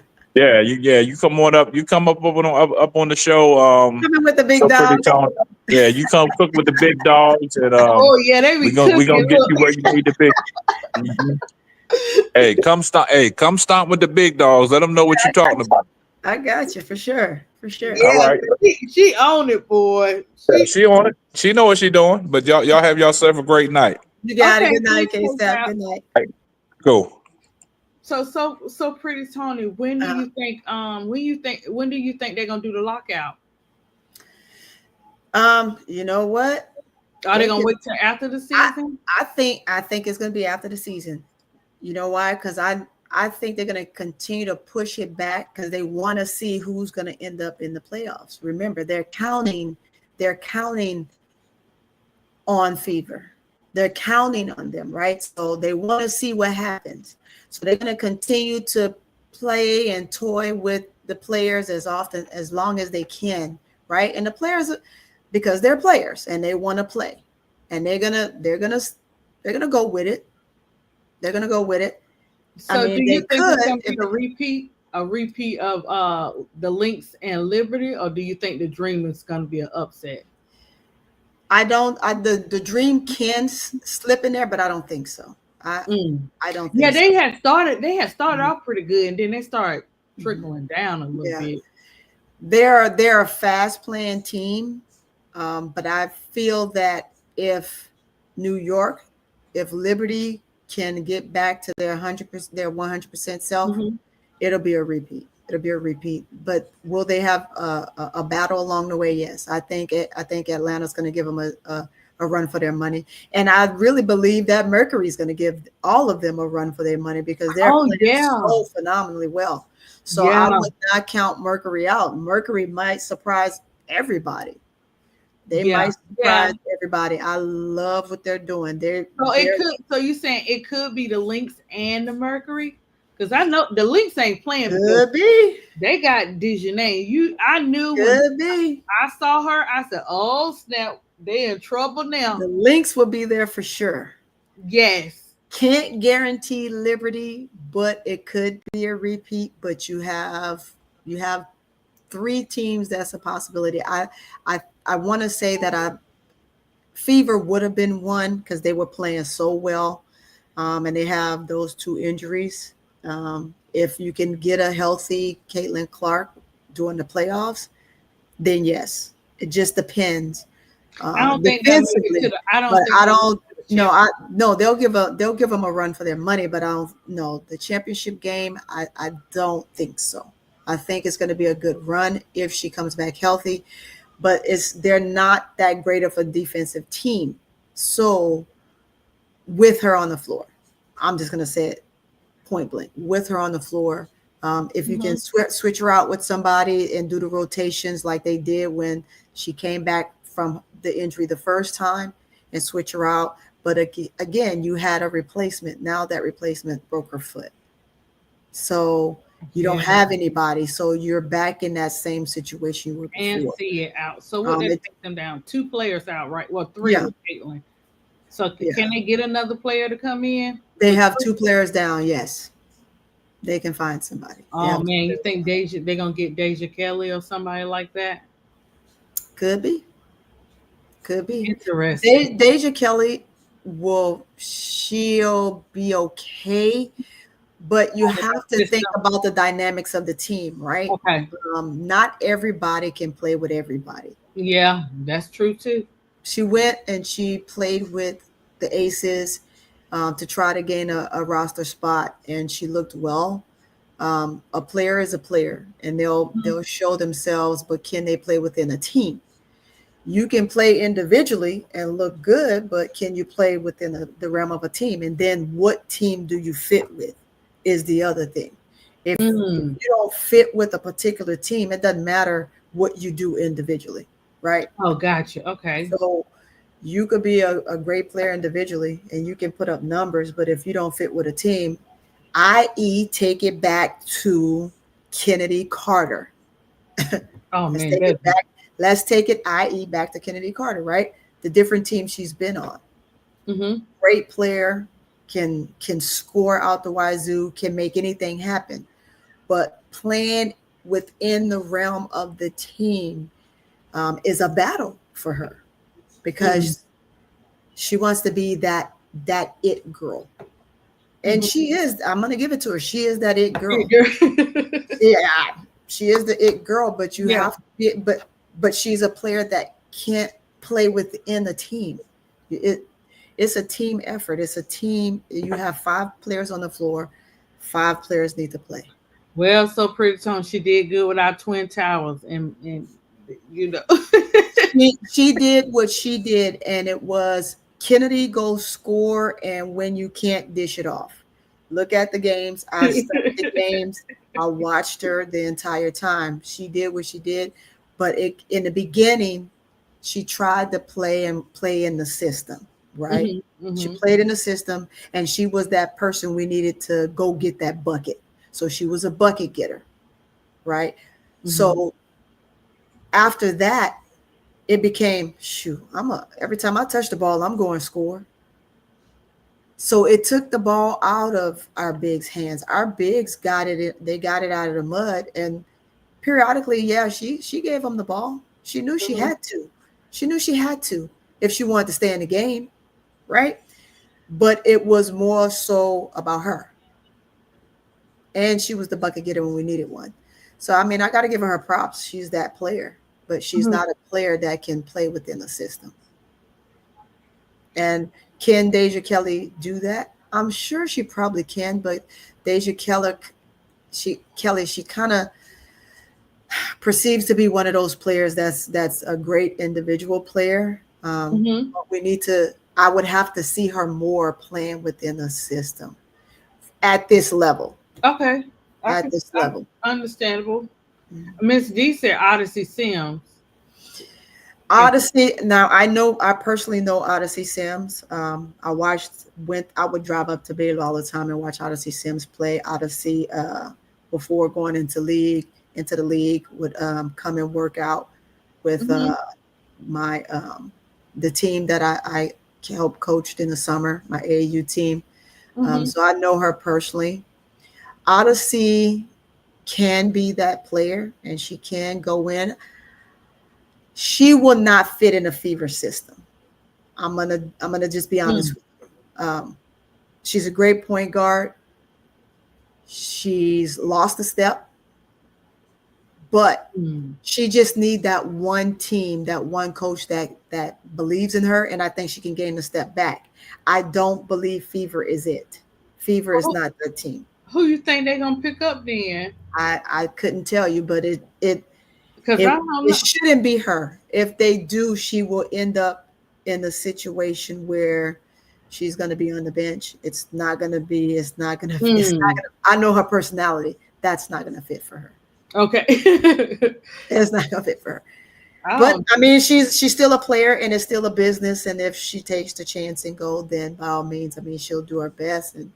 But I don't see that being a team for her. I could see her going and giving it a shot. If they called her up, yeah. What player wouldn't, right? It's a team that's ranked number 4 right now. Will they drop?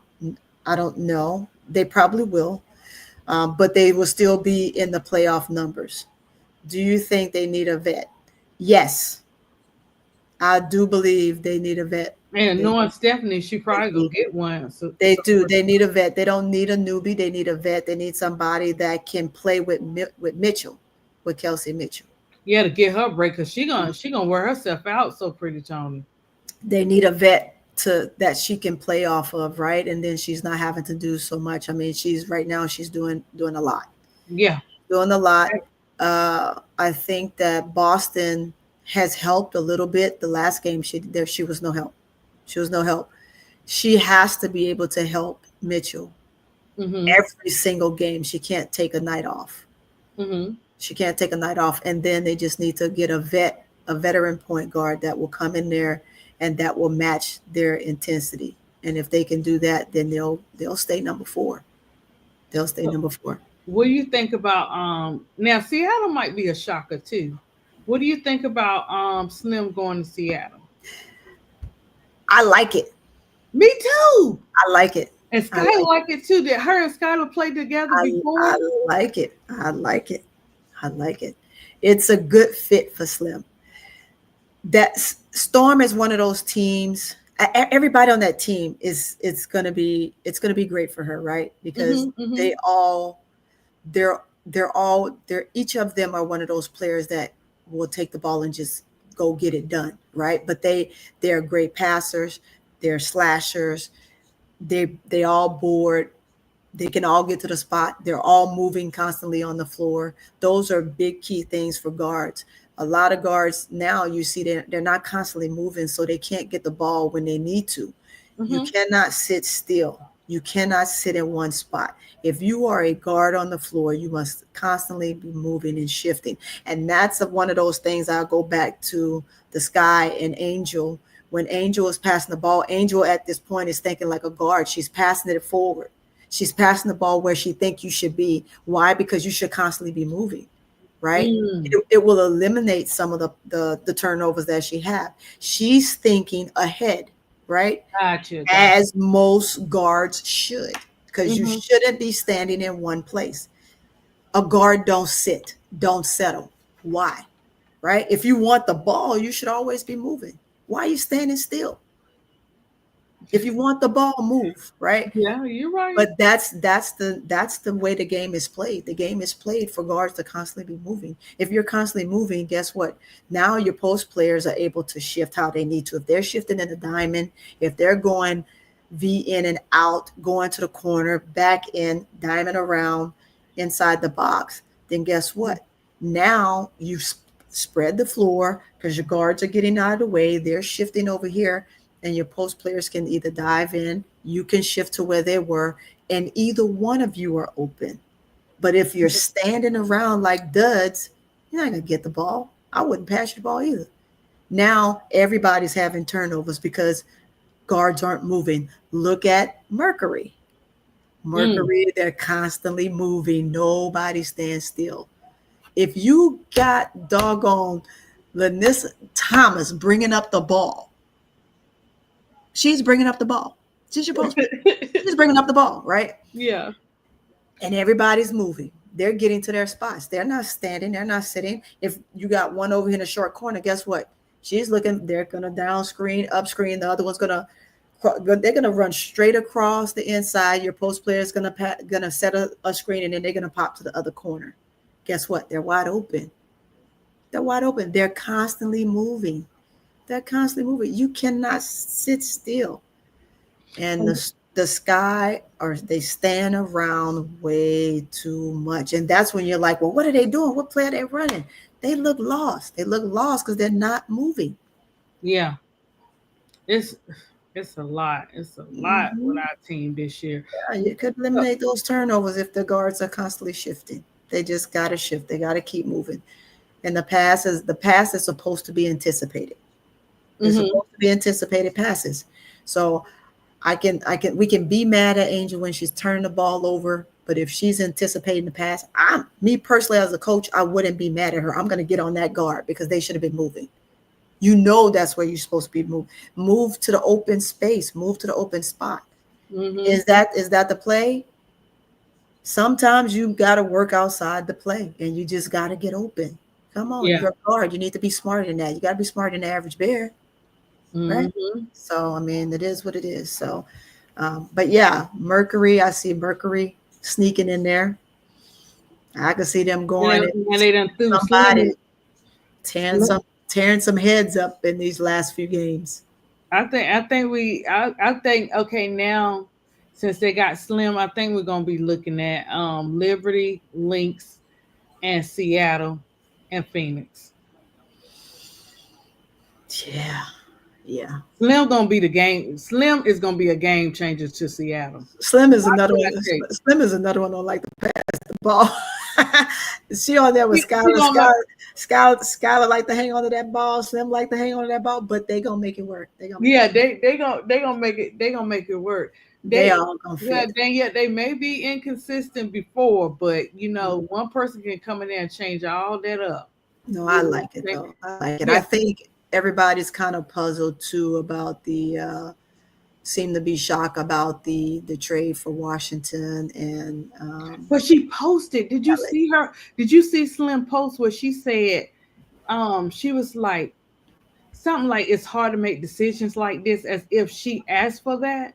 Did you see that post? You have to do. It's a business. I think it was on. I did see it. You saw it. I saw it. I saw it. It's a business. You can like who you like, you can love your team, but you have to do what's best for you. She is trying to win. She is trying to get to the ship, as they all are. So at the end of the day, her team is young. Washington is young. She's the veteran on the team, and she wants to play with some players that maybe she can make a run with, right? Yes, Washington is doing some things, but Washington's not. I mean, right now, they'll probably make the playoffs. It just depends, right? If but they're not worried about that. Will they make it past the first round? And this is I could see a player like Slim is thinking. She is thinking about getting with a team that she can go further in the playoffs with. And if that's them, then go for it. You have to think business. Like I've listened to everybody talk about Angel thinking business minded, like once her contract is up and going someplace else, if Chicago can't make it work for her, build a team around her and Camilla and the other two young rookies, right? If they can't, at the end of the day, she is a businesswoman. And as much as she likes Chicago and would love to have her whole career there, she's expressed it. It's still a business, and we all have to make business decisions. So I see all those players, it may be one or two that might be shocked, but the rest of them, I can see them behind the scenes talking to their agents and making these deals. And then we don't know with the CBA and all this stuff. We don't know what these teams and the new teams coming in. We don't know what's going to go down for the WNBA for next year. Because it's going to be some changes. Yeah. All around these teams. So look, some of them might not want no rebuilds, but they might wind up getting them if some of these vets still be in there. Yeah. I'm going to tell you, Lynx made a great trade. Yes, they did. They made a great trade. And I even want to say the decision that was made with Washington, right? Because they needed another guard. They lost a guard in Slim, so they needed a guard. So I think that was a good trade for them to bring in a guard. So because who did they get? JC, right? They got JC. They needed another guard. So I mean, it's definitely a decent trade. So you go guard for guard. And you have a post player that's really getting limited minutes because she's hurt. So yeah, you have to make those trades. Those trades are necessary. They're necessary. So I don't look at any trade as a surprise, and I don't think that any trade was really unwarranted. Even what's her name that went to Vegas? Carrington's girlfriend. What is her name? Was it Eric? No, that's not Erica Willis. She on the Fever, right? Smith. What's her name? Nalissa. Yeah, Nalissa. Yeah. So yeah, even that was a good trade. Aces is a good fit for her because she can learn. She needs to be with a vet like Asia to help her game grow. So, and I think she's going to get that over there, even with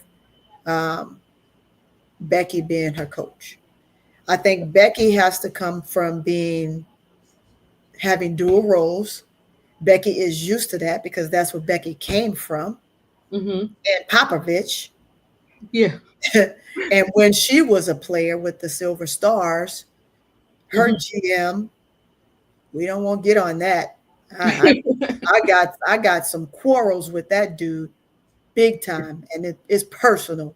But again, they did the same thing. So she's doing what she knows. She's doing what she was taught, and it's sad because you shouldn't be you shouldn't be having a dual role.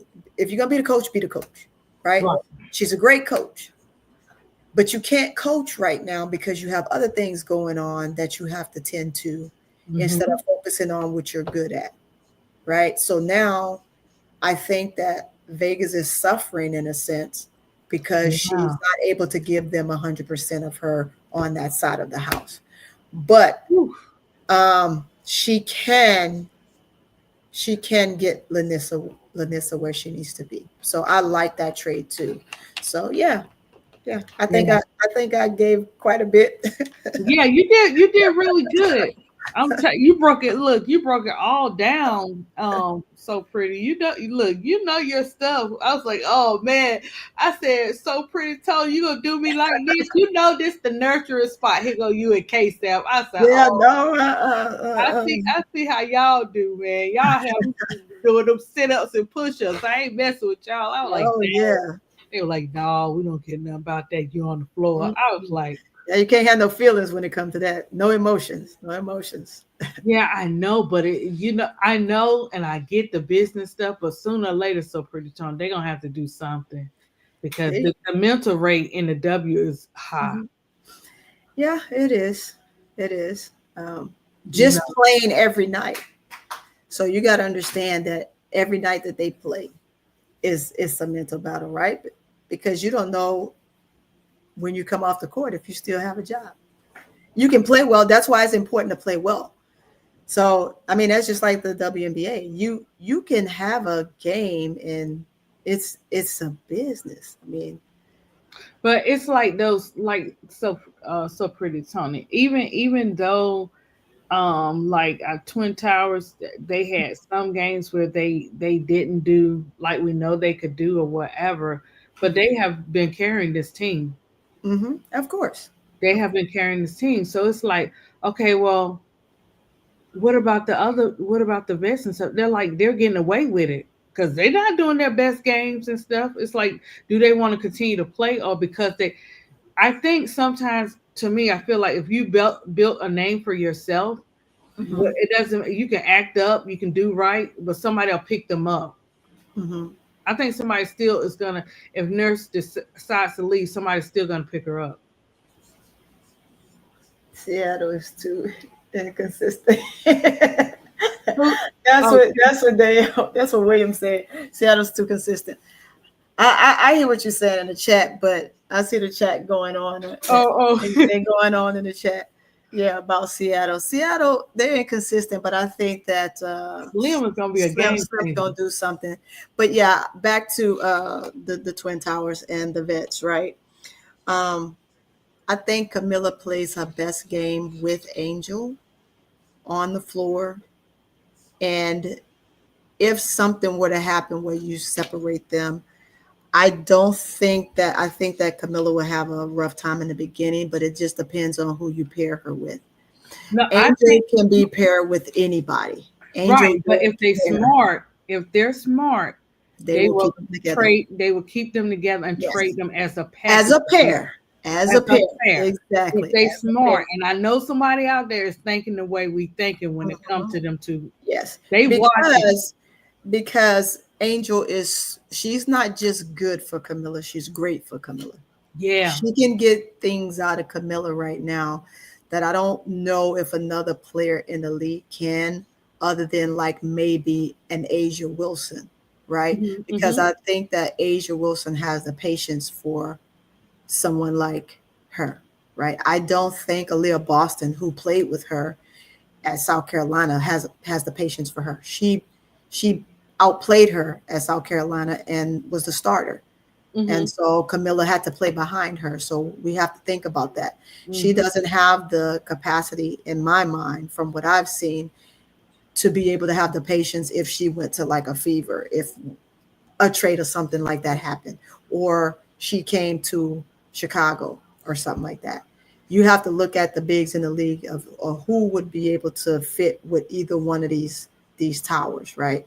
Mm-hmm, mm-hmm. It doesn't matter for Angel. Angel is going to get it how she is going to get it. She's going to fit in and she's going to make it work with anybody. And she's going to take somebody's position wherever she goes because that's her. She is her. She is that dog. She is that player. But Camilla will have to test the waters, get a feel for the team. Yeah, she definitely, that trust. She don't play by her trust. She doesn't trust a lot of people. And then the comfortability. She's very, very comfortable with Angel, right? And they've known each other even throughout high school. So they've played with each other. They've known each other for years. She's very comfortable with her. So They I got that think chemistry, that you know what I'm saying? besides them, yeah, they have carried the team. The vets aren't vetting very well. I'm gonna say it like that. And again, playing out of position is still no excuse. I'm just gonna say it. It's still no excuse, because if you are a guard, you have to know all 5 positions. You won't play the post, but you have to. If you are a 1, you have to know the 2 and the 3 spot. If you are a 2, you have to know the 1 and the 3 spot. If you're a 3, you have to know the 1. The 3, you have to know the 2, the 3, the 4, and possibly the 5 spot. Right. So there is no excuse when we're saying they're playing out of position. I'm not gonna buy that. I've been coaching for a while. I've played a while. There's no excuse. Look at the Fever. They're down 3 points. 3-point guards. You're right. You're right, Troy. They are. They are down 3-point guards. And so we talked about the Fever. I don't know if you just got here, Paul, but we talked about them a little bit. Yeah. Even if they, with having Mitchell possibly having to play someone, takes her out of her element of having to be the 1 when she's a dominant shooting guard. But she's going to make it work. That's what she's going to do. She's just going to have to make it work, right? So the same for the Sky. It doesn't matter. They have to know the positions. You have to play the positions. That's why when you're in practice, you may be the 1, but you have to get in a 2 spot and practice. But this goes back to when it comes to those different positions and stuff. So Pretty Tone, this is where them practicing together makes a difference. If they know, there's no way they practicing together. No way. They are, but how vigorous is the practice? Look, you practice for an hour here and there. They not practicing like you said. They're not practicing like that, like you were saying, with the team that you was working with and stuff like that. They're not doing that. It's obvious. There's no way, because chemistry would have been built somewhere in there. But I think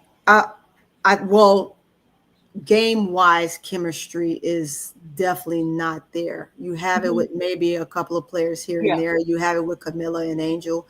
You have it with Angel and Ariel. At times, you have it with Angel and Big Mama, as they call her. So they have their spurts. You have it with Angel and Anuedes. So it has spurts. It should be all the time, and it should be 5. It should be all 5 have the chemistry. Of course, that's not happening because they just don't have the time. And unfortunately, it has to do with the practice facility and not having the time to really have a gym to really do that. So it hurts them a lot. Oh, go ahead. You want to read that? That's she said. Raven said she would like to play with Camilla. She's a good fit to me for the Sky. Oh yeah. Raven is her best friend from South Carolina. And then ADP, you can't practice with this group. No talent. Miss D, quit being messy. Being messy, Miss Chemistry doesn't outweigh talent, though. Well, exactly. That's what we're talking about. It doesn't outweigh talent. So you're absolutely right, Williams. You have to have the talent. Only shows if you can bond. If you can bond on the floor together, you have to have that practice. If you don't have that practice time, it's not going to be there. It's just not going to work. Because at that point, if you have that practice time, if you have that time together on the court, then you're going to learn where each other are on the floor. You're going to know how each other move. You're going to know where they're going to shift without even having to look at them. Have the passing ability like the point guard over there at the Aces. Mm-hmm. She passes the ball, the no-look passes all the time. Just like you also have Paige Beckers that passes the ball. She's a great passer. Even what's her name? Fever. Cece. Those ladies can all pass the ball really well, but it's because their guards are constantly moving. They're constantly shifting, so they know where they are on the floor. And their guards know the point guard, right? They know that the point guard is going to get them the ball, so they're going to constantly move because they want the ball. So if you want the ball, you're going to move, right? So if you're standing around because you don't know where to go next, you're not going to get the ball, and you're just going to turn it over. Because some people are going to anticipate that you should go to the open gap, and then you don't go there. The chemistry comes from constantly having the time to practice and play with each other. And if you don't have that, then it's never going to happen. But good point, William. Yeah, that definitely that makes a difference too. So we'll have to see. What I was going to ask you about. So look, do you think, well, I kind of figured, do you think that they are, I hear what they're saying, but every man has their day. They can't be replaced. Of course. I feel, this is what I'm thinking, it's going to be some changes in that management, in the organization at the end of the season. For Chicago? Yes. What do you think? Me personally, I am kind of on the fence about the change. Reason being, it should have changed. They definitely should go. That's just the fan in me, right? The fan in me is like, they gotta go. You know why I say that so pretty, Tony, though? Chicago organization has been doing this for so long. It didn't just start with Angel and Camilla. But it's gotten worse. Right. There's a time for, a time for change. William said the team needs to be sold. Yes, we talked about that. That's too. what Lady J came on that podcast, and I said, what would make a team, what would make an owner accept this? And she brought up the idea. The only thing she could think of was that they were trying to sell the team. Miss D in the chat. she said Jeff is incompetent. Yeah. Yeah, because we cannot. I dropped KEYSHA. Where you at? KEYSHA wanted to come up here. I don't see her. Bring KEYSHA up here. Bring up. But yeah, he is incompetent. Where is KEYSHA? We can't go through another season like this. So the fan in me is like, they need to go. They're horrible, right? Like Carly said, no. But when you're thinking from the business aspect, you wanna, it's a two-part.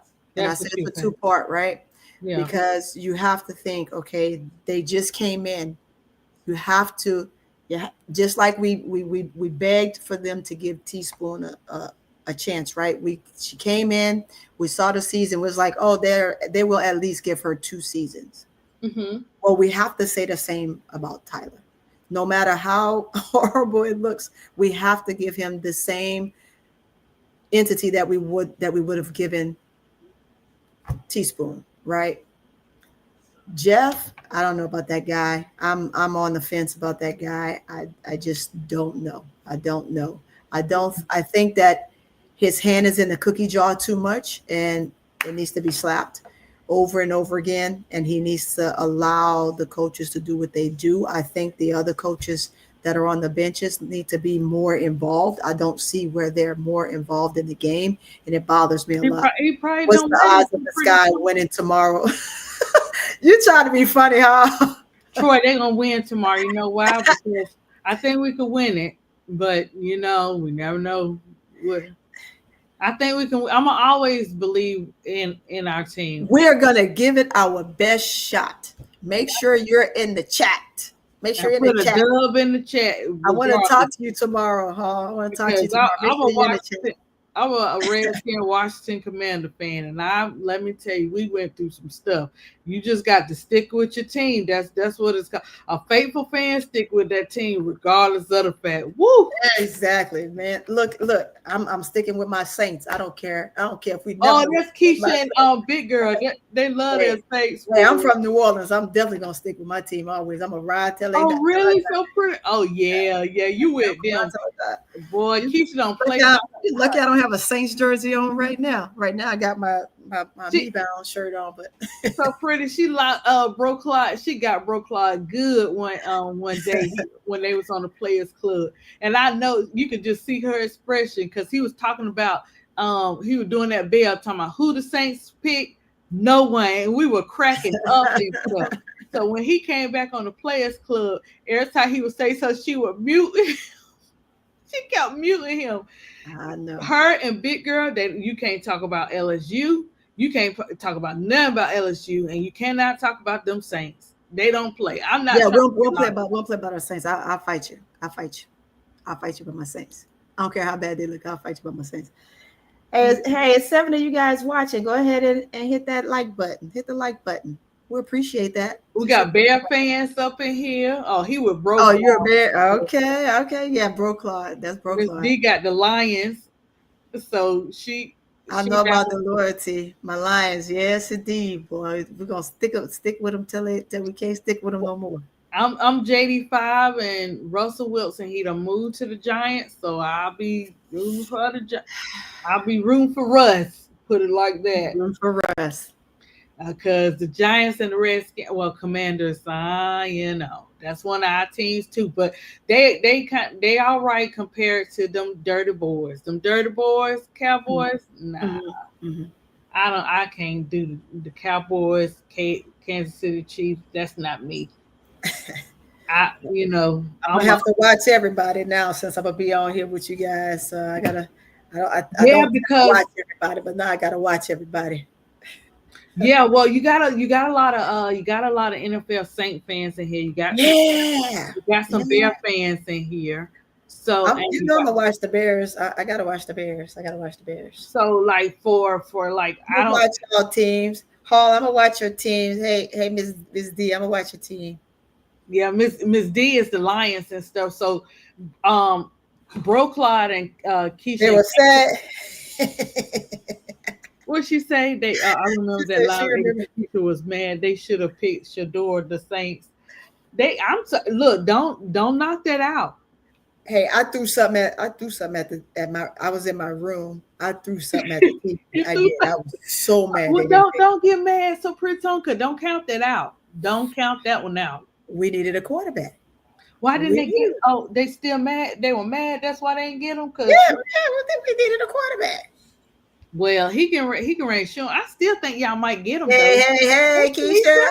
Hey, what's going on? Y'all doing up in the middle of the night talking ball? Hey, we talking about them good old Saints right now. Them doggone fellas came out here and just kept us going. Then they leave us. That's how they normally do. That's how they do. They dipped in and then they dipped out. Yeah, just like a man. I know. Man, y'all crazy. So we were over here talking about our Skylar, talking about Chicago, and we got into talking about this football. Mm-hmm. And KEYSHA, did you know So Pretty Tony was from New Orleans? I did not. I'm from Baton Rouge, So Pretty Tony. Yep, I'm from the Big Easy. Easy. You like, okay, so you a Saints fan. See, we don't care. I'm a Saints fan, man. I'm a Saints fan. I'm gonna rock with him till I die. That's why I be telling Bro Clyde, I say, Bro Clyde, I know you be getting all upset. I'm a Saints fan. We ride until the wheels fall off. It don't matter. Know. Tell them don't be surprised if I have an umbrella on top of them having my umbrella on when they playing too. Second line and sitting in my seat. I know. I can't wait. I was like, NFL season is upon us, man. I know. It's here. I still think y'all might get. Look, if Cleveland don't act right, I think y'all might get Shador. What y'all think?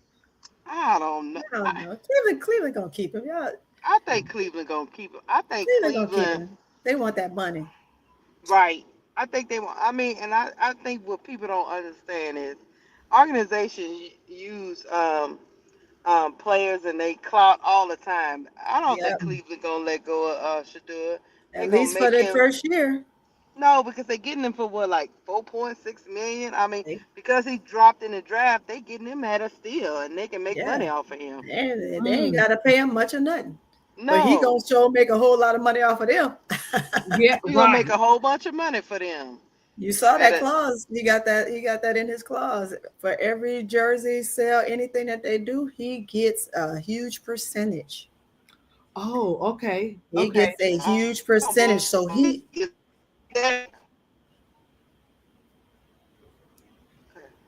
say again, you broke up. Hello? Yeah, Oh, we sorry. got I was like, at least he getting that. Yeah, he's gonna make bank. He's gonna make bank for any team he go to. And he got that in his clause. There's a clause in his contract for when he comes into the league. Yes. Anything he does, anything that they sell, anything that any social media, anything, he gets a percentage. Mm-hmm. So he's gonna get paid. He's gonna get paid. That's why a lot of these for the first that's time. why they be not wanting to deal with people, because he knows. You right, Hall. Read that. Oh, it says, did you know for the first time in history that the NFC East will have 4 black starting quarterbacks? Wilson, the Giants, Prescott, the Cowboys, Hurts, the Eagles, and Daniels, Washington. Yes. Aren't we all excited? And we better watch every team. We are. We better watch every team. That's why I'm glad that KEYSHA, I'm glad y'all getting ready to do something. I know you ready, Hall, ain't you? Look, I'll do the nurturing, I do the testimony and stuff like that type of stuff over here. But that play-by-play and talking about those games, man, they don't on the YouTube, KEYSHA, they boring. They are so boring. I was like, when the game on, I'm searching, I'm going to each one. I'm like, they are so boring. Like, and they got a whole bunch of subs and stuff, but they are so boring to me. So I was like, bro, Clyde, he came in the chat one day. I was like, y'all gonna do the NFL? Y'all gotta do the NFL. But I was like, they got so much on their plate. I was like, if I ask them to do something else, they're gonna kill me. But I need somebody to do the NFL, whether it's college, because I'm a roll tide. I like the roll tide. My Tigers, man. I gotta go my Tigers. I don't care what's going on. I gotta go my Tigers. So I'm like, somebody do the college ball, you know what I'm saying? Like, because like when y'all do the play-by-play, Keys, y'all bring the entertainment, y'all funny. It's like we're not bored. But you go and click on them other channels doing play-by-play, especially with football. I need some excitement. I need some jokes. We're going ham back and forth, you know what I'm saying, about our teams and stuff like that. You don't get that. You don't get that with these other YouTube shows and channels. Mm-hmm. You don't get that genuine vibe, you know what I'm saying? Because you got to have more than just I want to call a game. You got to have it all in one package. So I was getting on Brooklyn. I was like, y'all gonna do it? Y'all gonna do it? Y'all gonna call the game? Y'all gonna talk about the NFL? Because it's important, because we got a lot of good players coming in here off that draft. So do y'all think what's his name? Y'all think Travis, how y'all think Travis Hunter gonna do? I think he's gonna do all right. Me too. I think he's gonna do all right. He has that he's like Shador. You know, they have that will to want. When you have that will to want, you're gonna succeed. That's the same as Angel, right? They have that will to go in and take what they feel is theirs, and make it show them that they belong. So when you put that will that, hey, I belong here, I'm gonna show you. Mm-hmm. Yeah, he's gonna do okay. So you guys think he's on the right team? That he's on the right team, Travis? The Jaguars. I don't know. Look, we both said this. I was like, I don't know. I know. This is tough. I mean, the Jaguars been struggling for a while. Oh man. And then Shador's brother went to Tampa, right? Yeah, he went to Tampa. Y'all think he gonna do good on Tampa? If he gets in. If he gets in, yeah, because I don't know if he's I just say if he get in. I mean, he's okay. I just think who they have in front of him. Yeah. Yeah, there's a couple in front of him that they're pretty good. If he can go in there and beat some folks out, hey, maybe we'll see. Oh my! Yeah, he's a I'll see. He's one of those. Well, we'll see. But Travis is different. Yeah. Right. Now I seen in the preseason game, I had to at that preseason game with the Commanders for. I said, what in the world is going on with this one? But I'm glad it's preseason though that they playing like that because I don't think JD5 didn't play in that preseason game. I don't think so. I didn't see it. I didn't see him. But they can't play like that if they want to be on the team. Keysha and So Pretty Tone, they can't be. Yeah, because they playing for a spot, but you know sometimes you're just not gonna get a spot because you ain't ready. You know. Yeah. So. And then they should have another. They should have another one of those scrimmage games here pretty soon. So maybe he'll jump in the next one. We'll see. Yeah, we'll see. Because I was watching like the practice and you know the TikToks. I'm like, oh my gosh, we get ready to have another good season. JD, he just him. That boy is bad. Like we needed that. The Commanders needed someone like JD5. They need to make sure they take care of him because they was nervous about him, Keysha, last year and stuff getting hurt and stuff like that. I told him that last year. I said, I don't care who they take first, but Jaden Daniels should be the #1 pick. Y'all gonna regret the person that didn't take him. Y'all gonna regret that shit. Yeah. I understand, Caleb. You know, if you listen to Bro Claude, Caleb Williams should be #1, but I told him I begged to differ. And JD5 showed him in that game too. Did y'all see that game? Caleb thought they had won that game. And turned around. And came back on the last minute. Last second. Although I do hope that the Chicago Bears get it together because they've been struggling for a long time since Lovie Smith was there. This poor Chicago. Took them to the Super Bowl. All I can say is poor Chicago. Chicago. They be going through it, man. They going through it at every level. Every sport. Man, dang. So Pretty, you ain't had to do it like that now. They be going through it sometimes, man. I was like, what the hell? They just need to come up with some money. They'll get, first of all, come up with some money. They'll get the players that they want on all levels. And money talks. Get the money definitely talks. And get the right facilities. You get them the right facilities, it's going to work out perfectly. And then Caleb, you ready to see Travis? Yeah, I'm ready to see Travis. And see Caleb what Travis is going to do. Yeah, I agree, Williams. I agree. I'm ready to see what Travis do. She ready to see Travis? Yeah. Oh, Miss D, you gonna get Bro Claude mad. Well, Bro Claude gonna beat me up when he wake up and hear all this here. He gonna try to. He going to bed. He probably went to sleep. He gonna try to tell me off tomorrow. He can't shut KEYSHA out the Players Club. Like she got his butt good. Big girl was frying him in the chat, and KEYSHA kept muting man. Like Bro Claude, come on, Bro Claude. Bro Claude said. So that was a wake up call. I said, I ain't messing with no Saints. I ain't messing with no LSU Tigers. You go to the Players Club, you can't mess with them because you gonna get locked out. You don't get locked. No, don't mess with. And Bro Claude tried to convince me. Oh no, y'all be like that too. I said no, Bro Claude, y'all be going through stuff that be crazy. Tell Bro Claude be quiet before we take him to a Bayou Classic. I know. Huh? We're gonna take him to a Bayou Classic and see what he say after the Bayou Classic. Make him change his mind about the Louisiana team. He probably will. Y'all be getting people about the Bayou Classics. Right, he can't mess with. You're right, Miss D. Y'all should have money. What is the problem? I know. I mean, I'm from a smaller state. Y'all got money in Chicago. What is the problem, y'all? I know. So one of the kids my son played high school football and basketball with went to a college in Chicago. Okay. And I just could not understand. It was a small college, but I was like, y'all don't have what? You don't have this? You don't have what? Yeah, it was wild. Mm-hmm. I just couldn't believe it. I'm like, Chicago is it's a nice city, and you guys have money. What are you doing with your money in Chicago? Right. Just like you said, KEYSHA, what are you all doing with your money? That's what I want to know too. You want to read that? Oh yeah, because I forgot that just reminded me. Me and Bro Claude going to double team KEYSHA when the Gamecocks hoop up the Tigers.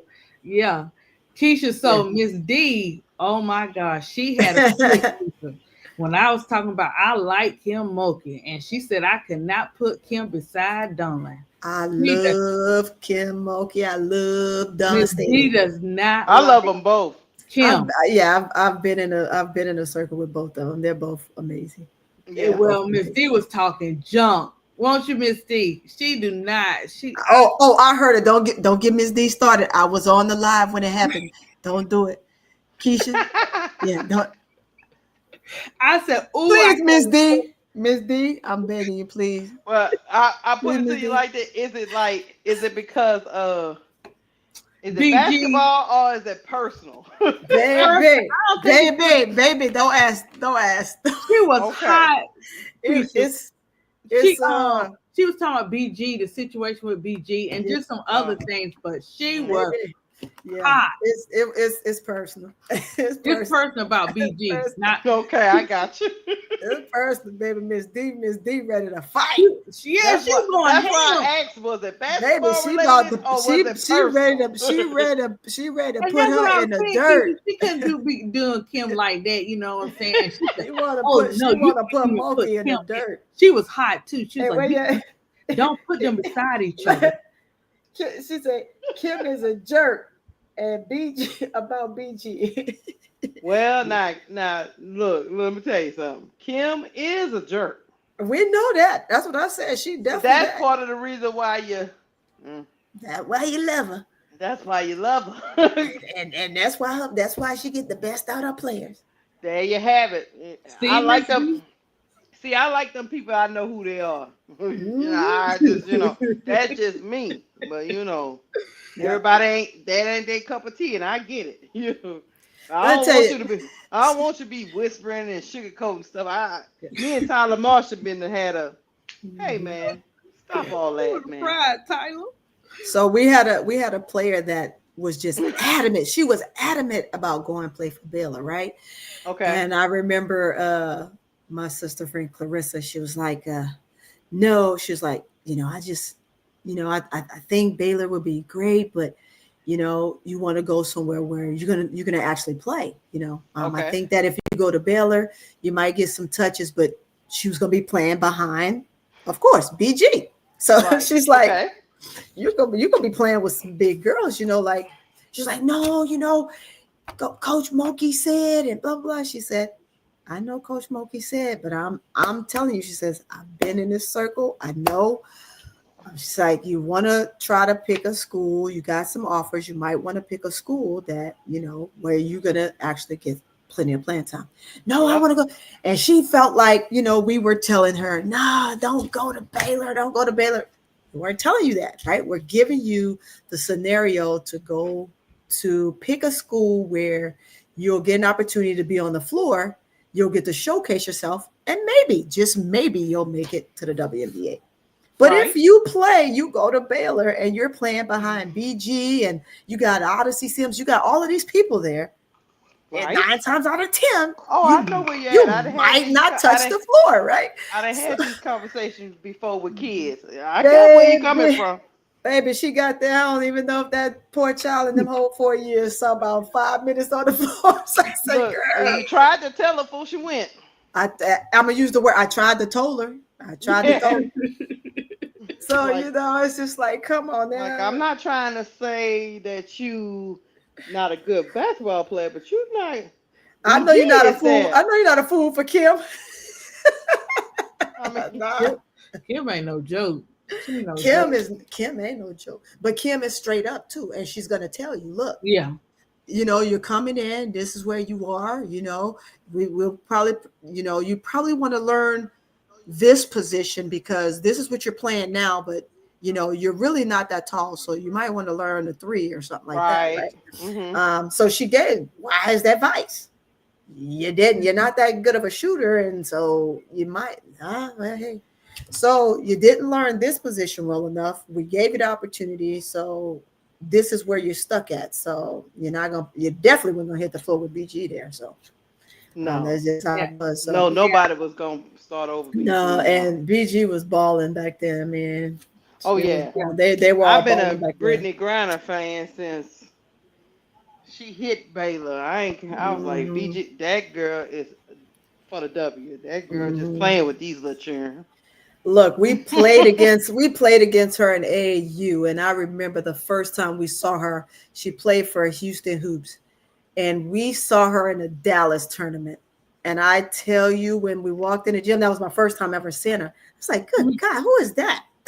Right. And it was like, "Oh, that's the team you about to play." I said, "Oh Lord, have mercy." Oh, here we go. No, y'all about to get. I said, "Oh Lord, here we go." Right? I said, "All right, game plan.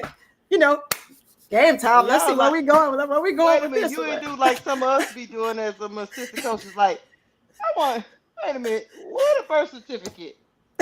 Well, I kind of said it in my mind, right. but I didn't say it out loud. And then I got to talk with her mom and talk with her for a while. And very down to earth kid, and at the time she was only a sophomore. And so then I would travel to Houston and actually go watch her play in her high school games. That's how close I ended up getting with her. But man, I was just like, oh my God, game plan. Look, we're going to do everything we can to get her out the paint. Don't you know that joker would never come out the paint? No. I said, oh my freaking God. I just said poor Tony was in trouble. I was, I tell you. But we lost the game, but we did not lose that game. We lost that game literally by 3 points. I had a game plan for it. I was good, but I had some good players. But man, I couldn't get out the paint. Man, it's like trying to draw out and be like, I'm not going. Yeah, but from then I was sold on that kid, just by her being humbled, and just her mom and dad was just awesome. They were awesome. Yeah. Awesome. So, and she moved around a couple of AAU teams because officially, you know how AAU is. Everybody, oh, come play for me. You can play free. I got you. Da, da, da, da. Oh yeah, I know. I had some big ones too, but I mean they weren't as tall as her. I had a few 6'4s. I had a few 6'4s and 1 6'6", but none that was. Yeah, she was. I think she's 6'7" or something like that. I had a 6'6", but she was lazy. So you know how that goes. But yeah. It's you get around there, so I feel you, Miss D. I've been around Moki for a long time. Well, we know how she is.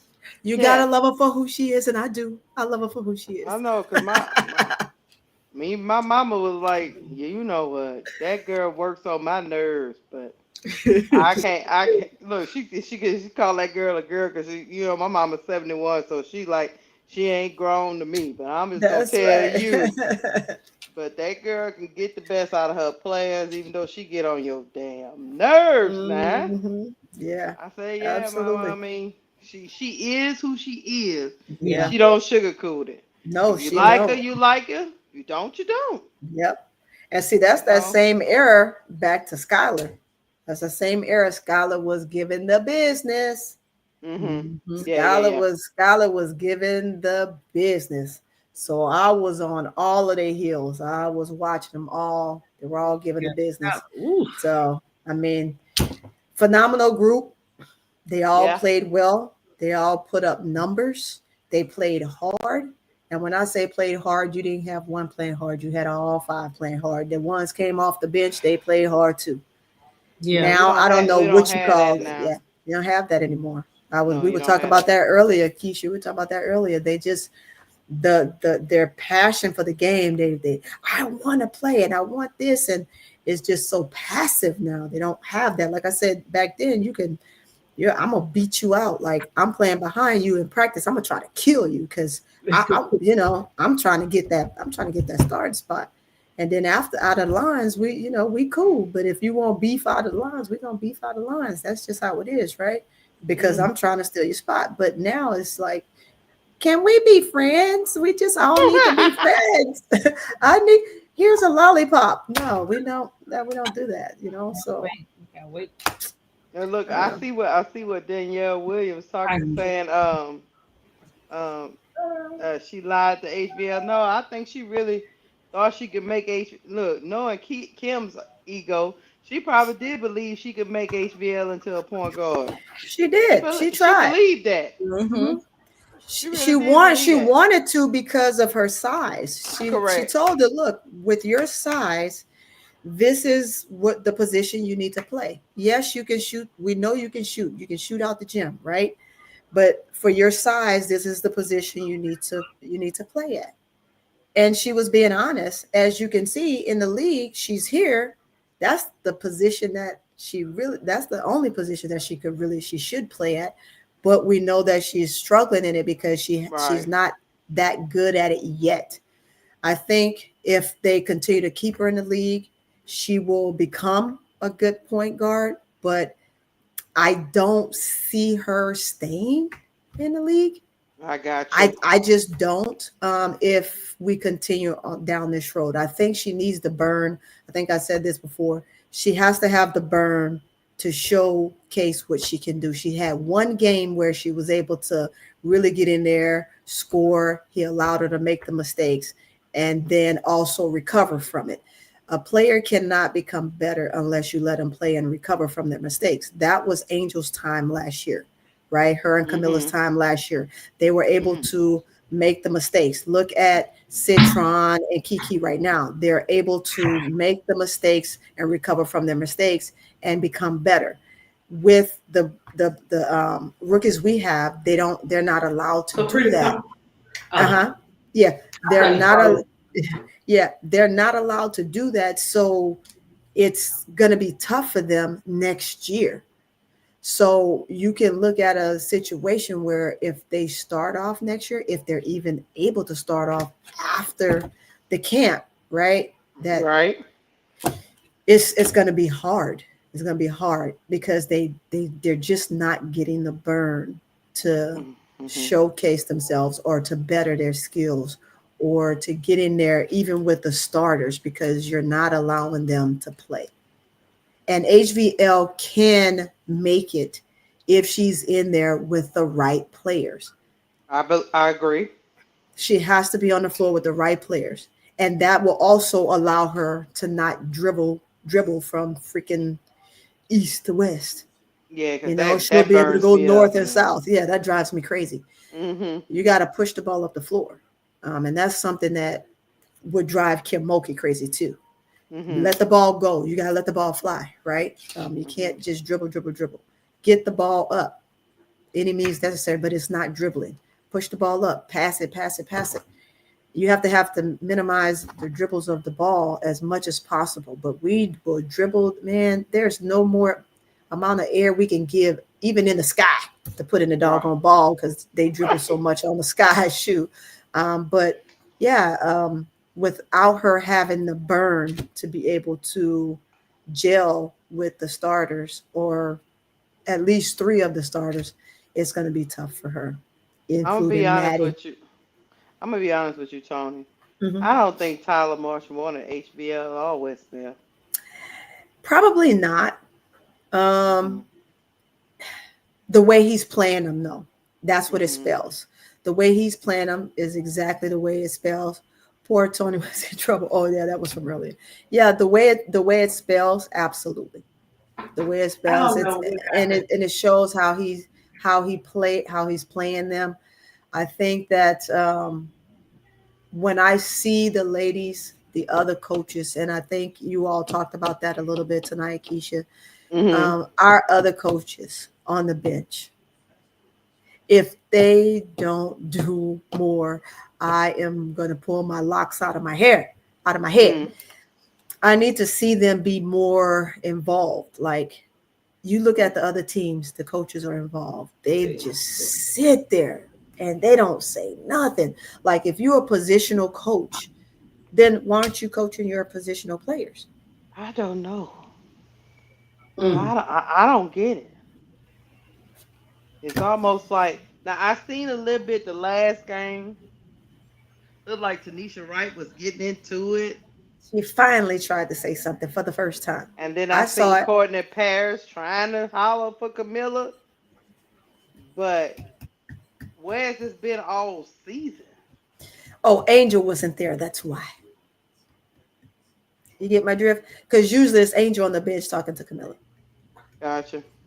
But they need to stop that. They need to be talking to Camilla. So Camilla is here. She's hearing them from the bench, right? I know the comfortability that that Camilla has with Angel. And Angel advocates for her 24/7, which is a beautiful thing, you know. Right.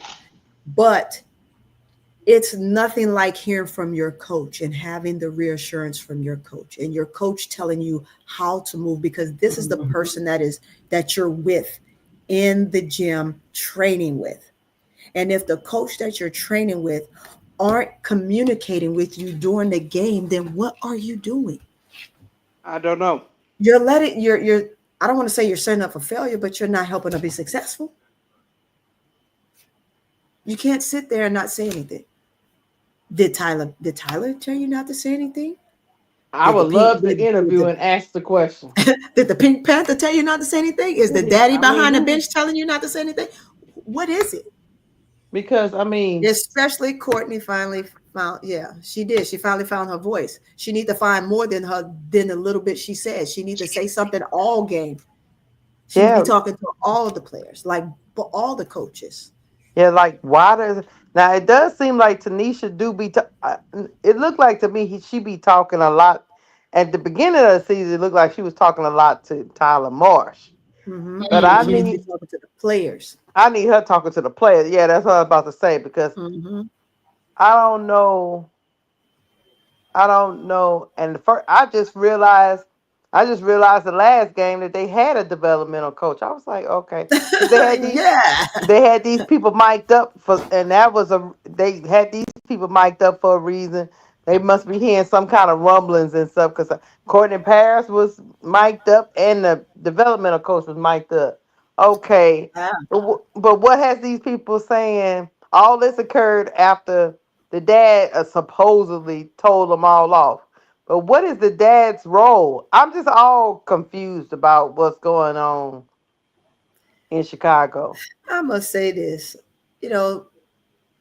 some people say he shouldn't have done it. Some say that they deserved it. My thing is this.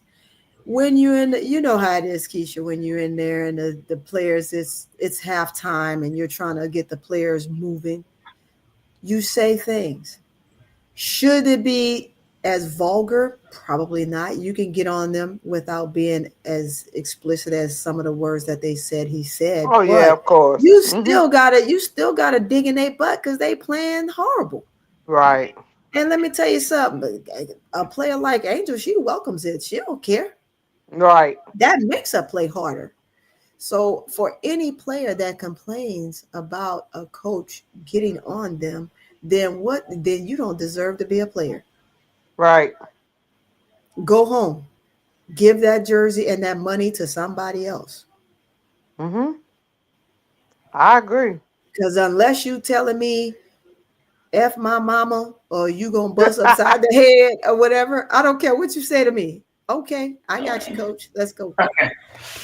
I don't know why. I just think what I think is going on is it reeks of Tyler Marston lost the locker room. I hate that.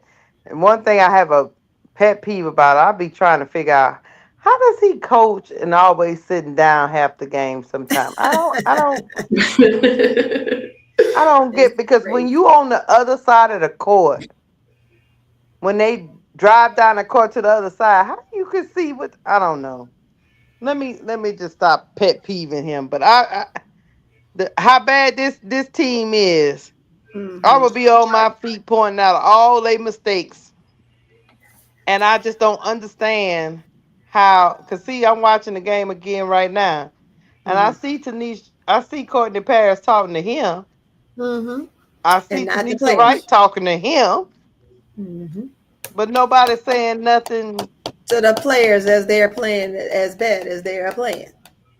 Yeah, I don't and telling them to space themselves or no, get over there. Oh, run the play. Like, come on. Like, but you notice in that one game, KEYSHA and Tony, that Angel went straight to Arena. She always going to Arena. Yep. I noticed that. When she got real heated that one game, she went straight to Arena. She bypassed everybody else. The refs got to leave her alone, man. The refs got to let this child play. They got to let our baby play, man. I'm telling you. Man. If they don't let Angel be Angel and have her emotions, I'm a scream. She is a player that has emotions.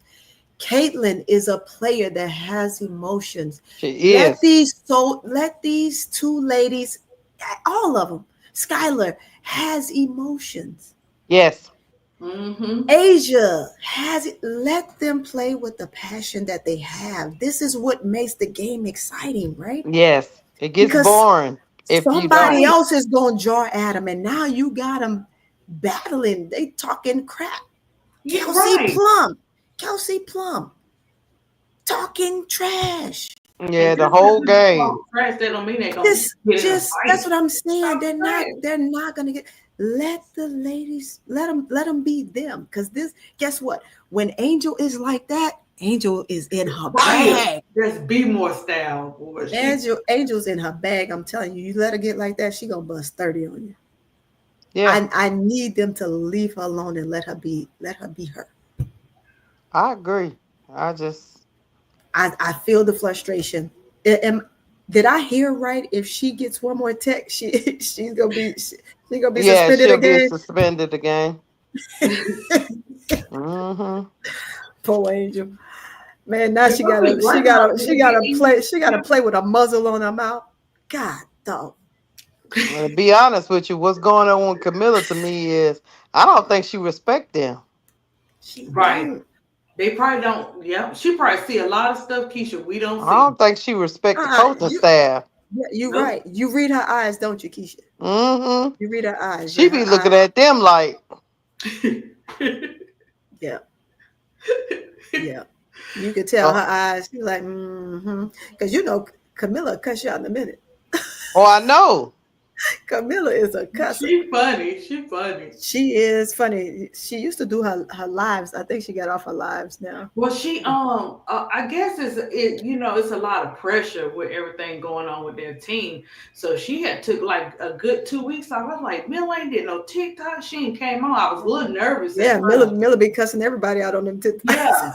So she finally came back and she was showing clips of her girls, from South Carolina and stuff like that. But for 2 weeks, she was not posting or doing nothing. The only thing she posted was something inspirational, or whatever and stuff like that. Kind of like don't be too hard on yourself, something like that in that nature. But after that, somebody asked about Raven. Was that you? Was that you asking about Raven ADP, or was that somebody in the chat? Gosh, who was that? You, Ms. D? Somebody did ask. Somebody asked about Raven and said Raven was asking if Keysha, they were asking would Raven be a good fit? I said, well, for Camilla, I said, well, Raven is Camilla's best friend. Angel like Raven too. Yeah, Angel like a lot of players. Angel is she's a people person, but not a people person. Like she like people, but she don't like people. if that makes sense. Her and Skylar got a lot in common because if that makes sense. She explains it all the time. She's like, I like people, but I don't like people in a sense, right? So she gets along with everybody. She does. That's what they don't like.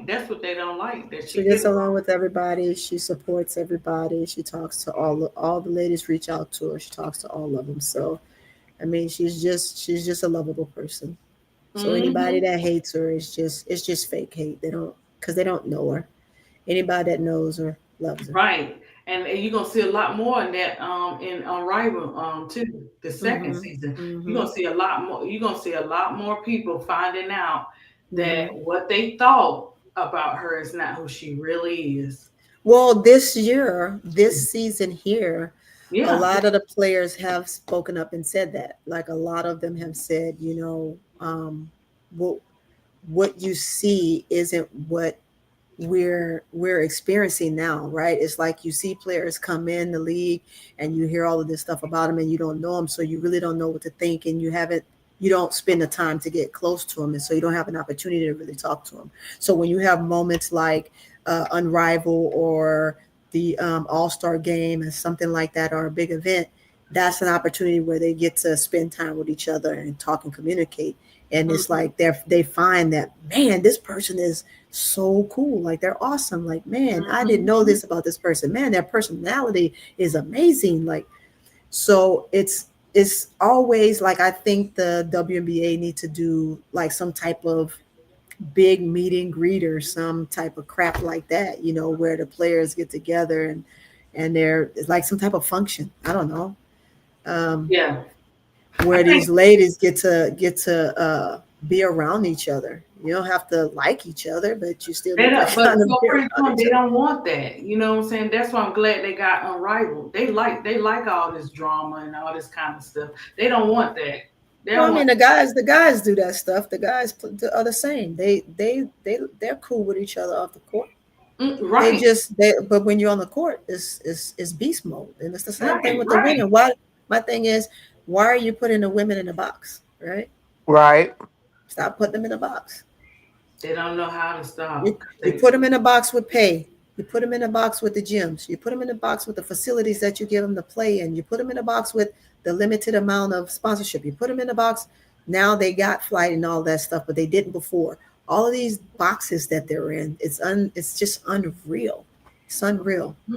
And someone who knew a little about of the inside stuff, it's crazy. It's so political. It's crazy. It's crazy. It's political every moment of these ladies' lives as players. It is a business. This is your job, and that it's nothing else. And to the GMs and to the commissioner, all these guys, all they see, as someone said on your panel, KEYSHA, earlier, is just about money. When y'all were talking about Shador, I think y'all were talking about Shador, and you're saying it's about the dollars, and for the owner, it is about money only. And right now, what is selling and what has sold for the WNBA, yes, some of the players in there have made them some money, but the two cash cows you have right now are Angel and CC, right? Those are your two cash cows. And people are like, why did you have them on have Sky on TV like that? Well, they didn't think that they would pan out like this. They didn't think the games would pan out like this. Of course They didn't not. think that No. the dang on GM would have a piss poor scouting ability to pull players in to play. They thought that they would have a money making business right now. Right now, it's not, because they're not drawing in. What they drew in, they sold season tickets, and the seats are sold, yeah, but nobody's in them, so it kind of makes it look a little bad.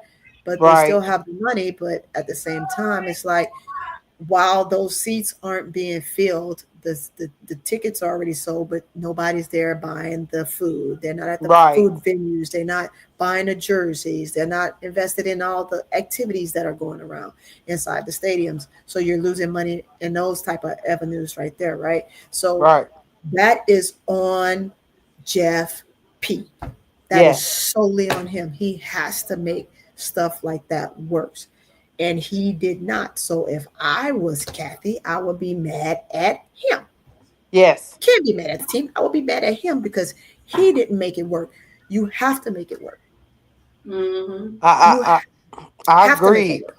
I agree. So I think, and the trip part about all of this is, trust me, Kathy Eaglebert did not think that this was going to be the outcome for this Sky team. She did not. She thought that Jeff Pagliacca knew what he was doing, and it's Mm-hmm. apparent that he does not know what he's doing. But at this particular juncture, the is nothing she can do about it right now. She got Right. to continue on with it and let it be sent. Now, of course, do she want to show a game with half of them open? Yeah, the seats are already sold.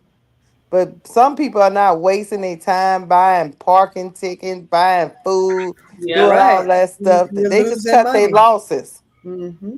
And Because what happens when you start messing with the big dogs' money? What happened? I don't care about, oh, they're not gonna be replaced. They can be replaced when you start dipping into their money like that. mm-hmm. Yep, because she can make a call. Mm-hmm. It's just a phone call. Change is coming because that's what she set up. She set up the two teams to beat Fever in It's Chicago. just a phone call. Yep, it's just a phone call. And I know all the other teams were upset. I would be upset too, just like I don't understand this schedule. So I have my laptop, I have 2 portable monitors, I have my TV, I have my iPad, I got my phone, and I have everything on trying to catch every game. Right. That's literally insane. That's insane. Yeah, it's like they don't play on Mondays. They don't play on. If they do play on Wednesday, it's one game. Mm-hmm. But if they play on Tuesday and Thursday, they're playing 4 or 5 games in one night. Yes, that's crazy. That is crazy. Why are we doing that? That's crazy. It makes no sense. It makes no sense. And guess what? Even if you decided to do that, guess what? You just get some more TV networks. Make your money work for you. Mm-hmm. Put them all on TV. Mm-hmm. Don't cheat the other organizations. Right. You cheated the Aces, and the Aces could have used it. However, they're not having a season that they thought they were having. Right. Mm-hmm. But if you base it off the season that they had last year and the year before when they won the title, you would say that they deserved more airtime. Lynx definitely deserved the airtime. And who else getting cheated? Atlanta and Mercury. Mm-hmm. So because give everybody across the board the same amount of TV time, it's even. Mm-hmm. Now, what are we gonna do with these 2 new teams, Keysha and So Pretty Tone, about the TV time? Are we gonna still? That's the other thing with the Valkyrie. The trip part about it is the Valkyries was a new expansion team. They were sold out every game, but they didn't get the TV time. None. Because they didn't expect that team to be that good. Right. Or I don't want to say that good, that competitive. So you can have a team that you don't have the best players on there, but they decided, hey, let's gel together. Like we were just talking about ADP, right? Mm-hmm. With the Sky not having that chemistry. That team found chemistry within themselves immediately, and they established that right away. And so you don't have the greatest players on there, but you have players on there that are willing to battle and sacrifice selfishness for teamwork. And that's why they're winning. That's the difference, right? Mm-hmm. You can take the trashiest team. Like if I had the Sky's team right now, I bet you I can have that team a winning team. I can make that team a winning team. It's all about what you can do with them as a coach. Number one, Tyler is not there. So we can put he's a part of the blame. Jeff is part of the blame for picking the poor players. And then the players are the blame because sometimes you have to overlook your coach's faults. Right. And you have to figure out a way to play. Just downright come together and play. Mm-hmm. So it's everybody's fault in that organization. I agree. But the Valkyrie, they found a way, and that's what's making them look so good. Not to mention they have a great first-year coach. She can coach her butt off. Is good. Yeah. She can coach her butt off. She can coach her butt off. I like her. She can coach her butt off. Yeah. I got a question for you ladies. Uh-huh. What happens at halftime for the Sky? Ooh. What is going on in that locker room? They come out in the third quarter and they be so trash. Because they're probably doing more, like they say, cursing them out instead of trying to give them the right words to go out there and play. You know what I'm saying? Like, I don't know. I think it's more of them like pounding on them, telling them more of what they're doing wrong than more of what they can go out there and do and be themselves and actually play the game. It's like night and day though, y'all. For me, I don't know. There's like something going on at halftime. It's night and day. I don't know if they go in the back and take off their shoes and put their feet up, and now they got to kind of recharge their battery when they come back out, or what? Because it's crazy. It is. It's something. It's crazy. Because they could look competitive the first half, and then they come out that third quarter, and you like, and they start turning the ball over, and they start making dumb decisions, and you like, what was said In that, yeah. at halftime? And It's sometimes it's not what you say, it's how you say it. and I'm gonna also say this. Some players can feel some type of way about their playing time. I mean, Mm, you think I can look at that and I can say, hey, well, this person feel like they probably should be on the floor, right? Well, this mm-hmm, person is messing up. Oh, well, I should be on the floor. Well, when I get out there, well, I'm gonna get on the floor, or maybe I sat too long and he should have played me. And you still thinking about the second quarter when you didn't play at the last few minutes of the game. Shut the mm, hell up and get in the game and play. Just play. mm-hmm. I don't know what's going on through their mind. I couldn't tell you. I hope they can It's something. figure it out and at least finish the season strong. Right. It won't be tomorrow, maybe, because you're down, but you got to hold Kelsey down. You got to hold Kelsey down. I think they could And you win. got Like to, you should say, yeah, it's after that halftime. They go out there fighting. They already yeah. got two missing pieces, but they go out there fighting. Come halftime, we coming back, and they're all the points going down. It's just, all you got to do is tie two players down. You got to tie two Right. players down Shit. and not allow the three ball from Lexi Hall and crazy sex symbol. But yeah, I can't stand that. I don't even want to talk about that chick. But do you think Tyler Marsh's adjustments at halftime maybe have the team looking at him out the side eye?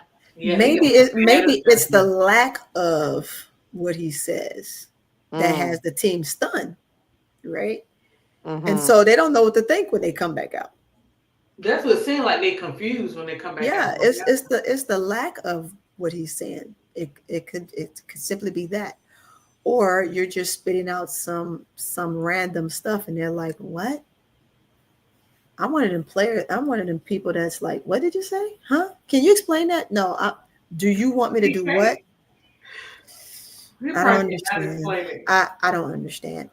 When you hear him talk about plays, because I, Mm-hmm. I try to critique what he's saying. I try to Okay. listen to everything. Okay. He seems like he knows exactly what he's doing, what he's saying, but when the players are out there, it's not matching up. It's just not matching up. Mm-hmm. Mm. And when I say that, it could just simply be that the players just aren't getting it done.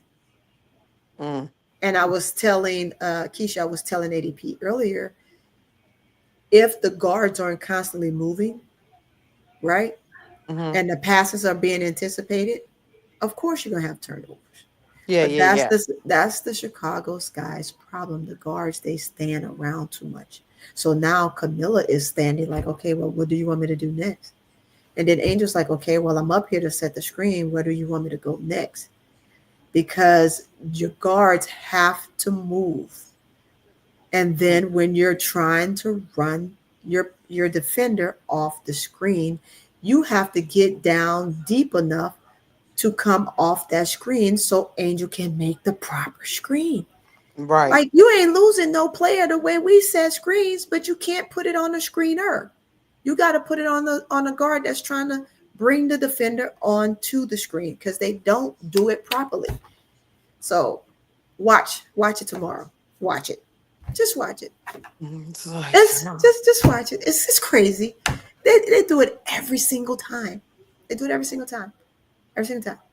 so if they do it all, oh Lord. They do it It- every single time. And then you watch Fever.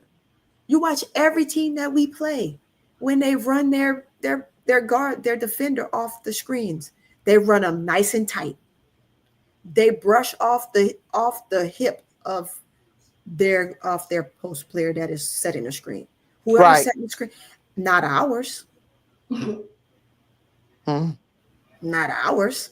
So Eh, how can they Who get do you open? blame? Who do you? I know we're gonna blame it on the. We blame it on the players, but You're gonna blame it on the coach too, because what But is the coach doing in practice? the coach is watching this unfold. Yep. Game after game. Mm-hmm. What does he go and say? Like, Right. I mean, are they watching film? I don't think he watching the Keysha the way he. What is he saying? They're watching it, but what is he saying? Is he saying everything is okay? Right. What is he saying? Because I mean, if I see you not rebounding, not boxing out, not screening, not getting deep enough, all these things we are saying. At one point, do you tell them, because winnings and losses come down to the details? I tell people that all the time. Mm-hmm. You have to correct some of the mistakes that people don't see, like the untrained eye. You have to correct the mistakes. Mm-hmm. So once And you you're go to the seeing them. film, Mm-hmm. and what is that person just ignoring you every time you tell them?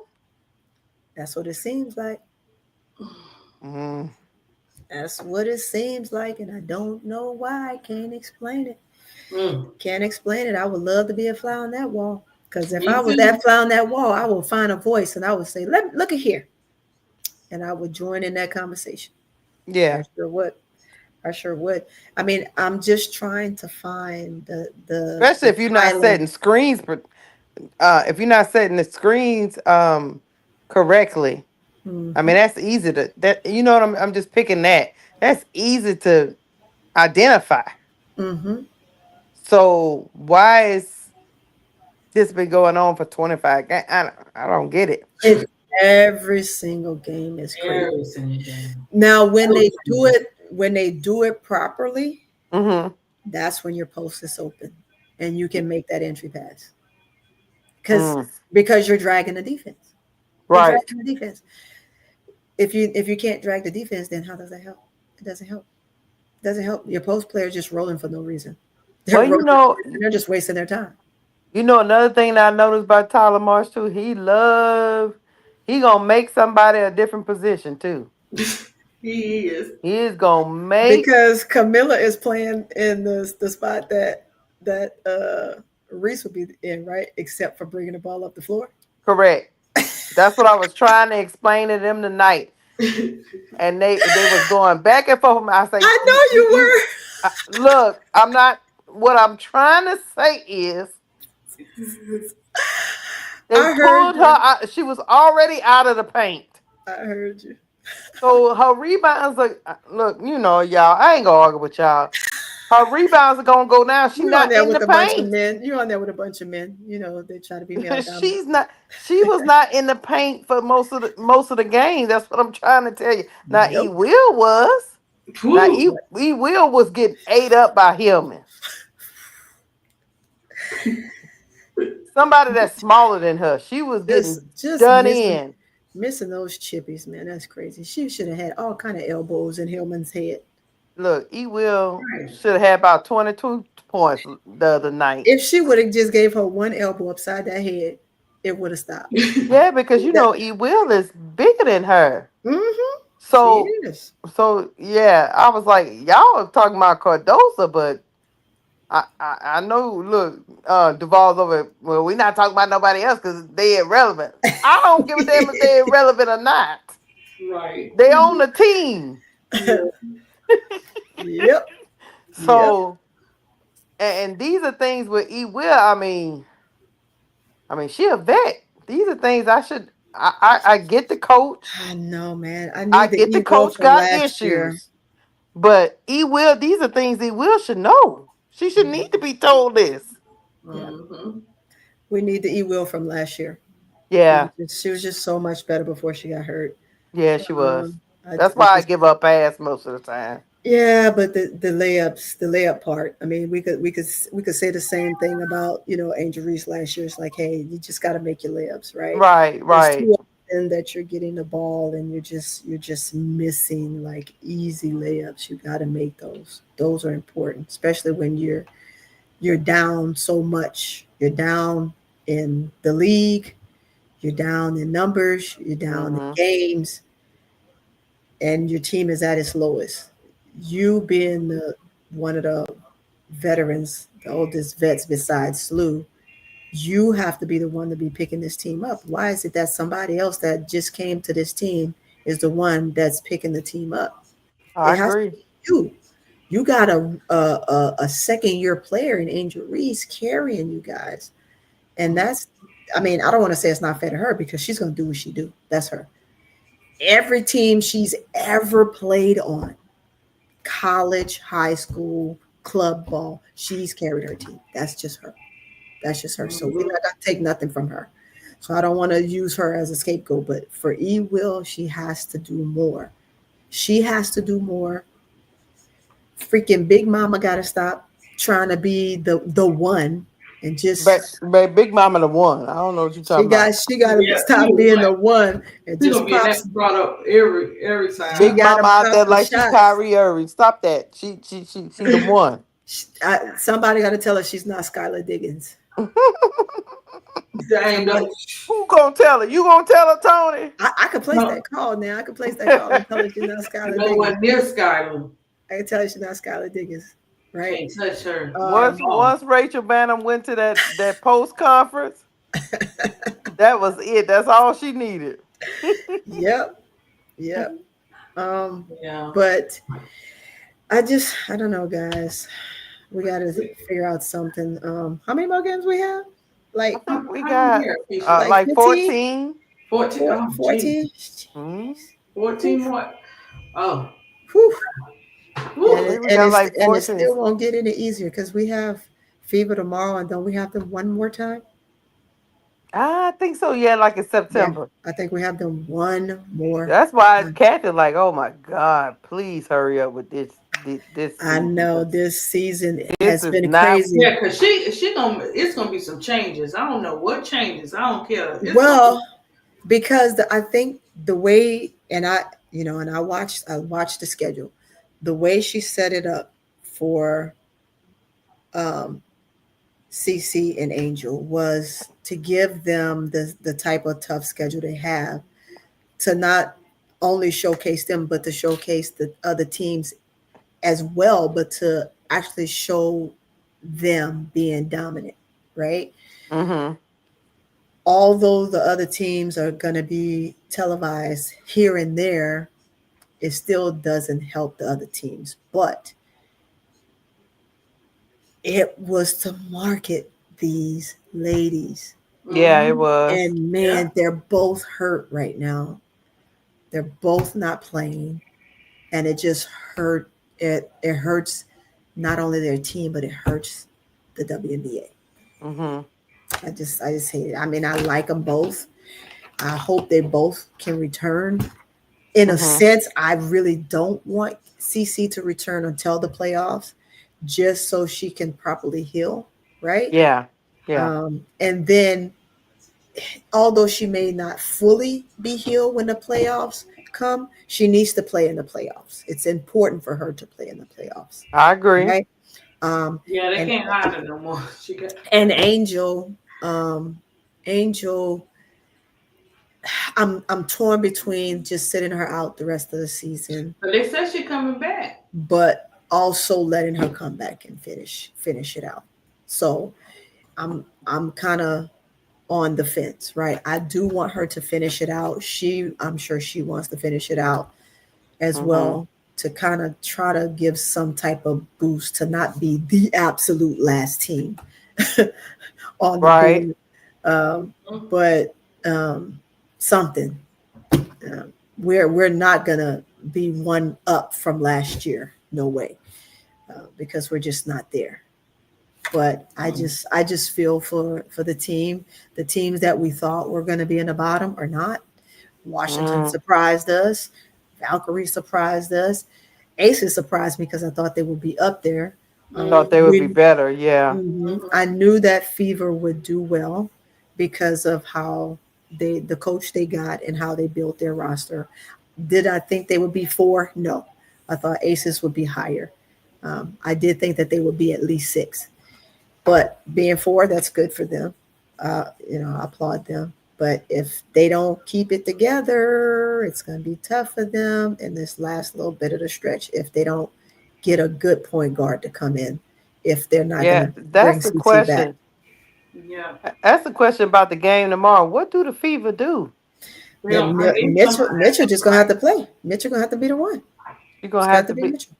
She's going to have to be the point guard, huh? Yep, Mitchell going to have to be the point guard. I mean, she's just going to have to do a dual role. Be the point guard and the shooter. She's going to have to do a lot. And you're just going to have to play stripper. Right? Let me stop calling her that. You're going to have to play her at the 2. Her or Lexi, you know? So, I mean. Yeah. Yeah, I said to Lex and her, I said, girl, you might not want to hang out with her full time. I don't know, man. I know Alexa Hall married. You know, gonna send a tweet to her husband say, "Go get Lexi from that chick right there, y'all." Poor Lexi is such a sweet girl. She is. That's why I'm like, I don't know if you want to be. Yeah, don't be messing with that shit. Yeah, no. Don't get in trouble with your husband now. Don't get in trouble with your man messing around with no Sophie. Man. You got one too. Look, Sophie is crazy, but I like her. She crazy, but I ain't gonna lie. I like her. I like her because she's crazy.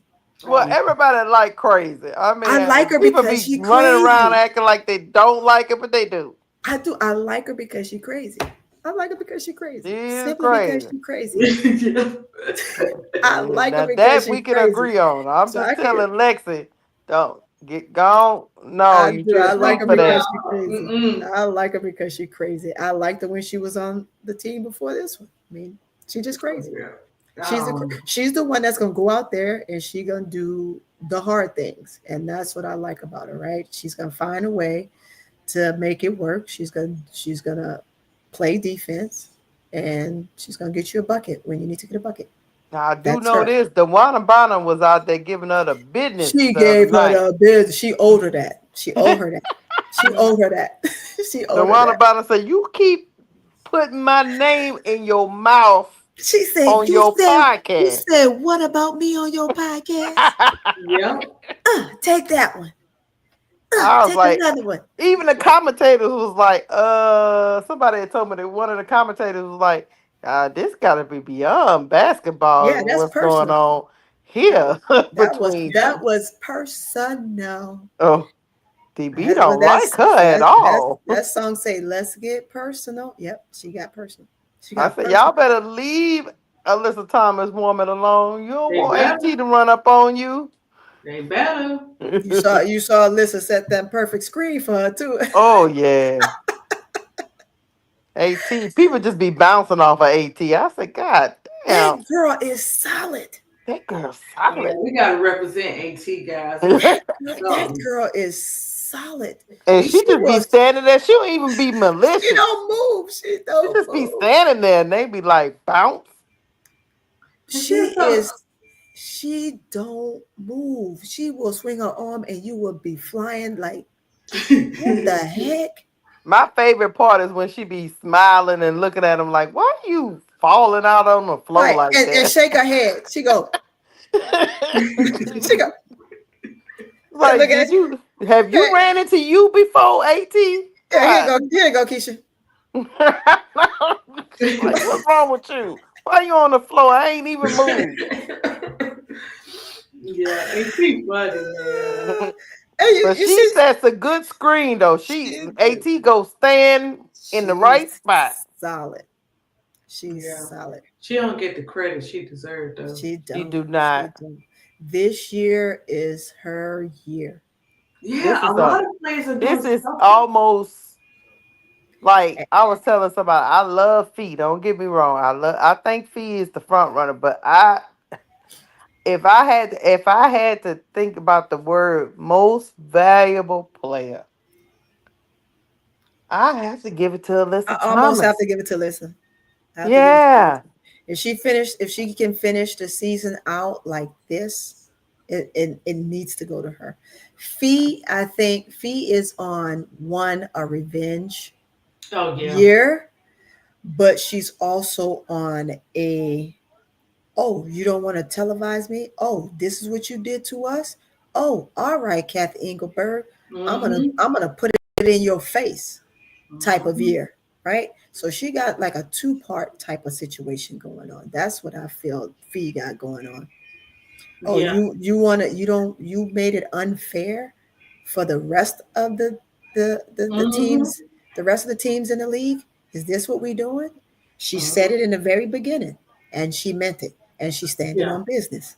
She meant that. And she was right because they She's were so right. they were the finals runner up, Mhm. and they should have got just as much as, yeah, they should have just got just much as games as the Fever or the Sky got. I mean, Yeah, Sky was almost at the bottom last year. How did they get that many games right right, televised? So I don't think she's saying it because they were at the bottom. She's just saying it like be fair to everybody. Give everybody the same amount of time, or either if you're gonna highlight two teams, you highlight the two teams that was in the finals, right. which is absolutely true. So she's on one of those whirlwinds, and I don't blame her. She says, "I'm going for everything." She just like she did in the All-Star game, just like she did in her own Unrivaled. Of course, she got stunned by Angel. All I know is they got me waiting. They got me waiting for Unrivaled. And I'm like, when is Unrivaled coming back? I'm so ready. I'm I so want to tired of buy. these I want to people. buy a ticket to go to a game. Like, I'm so Buy a tired. ticket. I'm so tired of y'all. Yeah. What is wrong with y'all? But if I can see me, I don't know, the Dream. I like that team. I like that Mercury team. And I already told people my final four: the Dream, Mercury, Liberty, and In the the links. Lynx. Mm-hmm. Yep. Didn't we just say that? We said that. We said that when KSAP was on. And I squeezed Seattle in there somewhere. Yeah, you squeezed. Yeah, you said Seattle. You said I don't know, Seattle. but I don't know about Seattle because I gotta see them once they didn't got Sykes, and you know who else come? That Malonga gonna be something.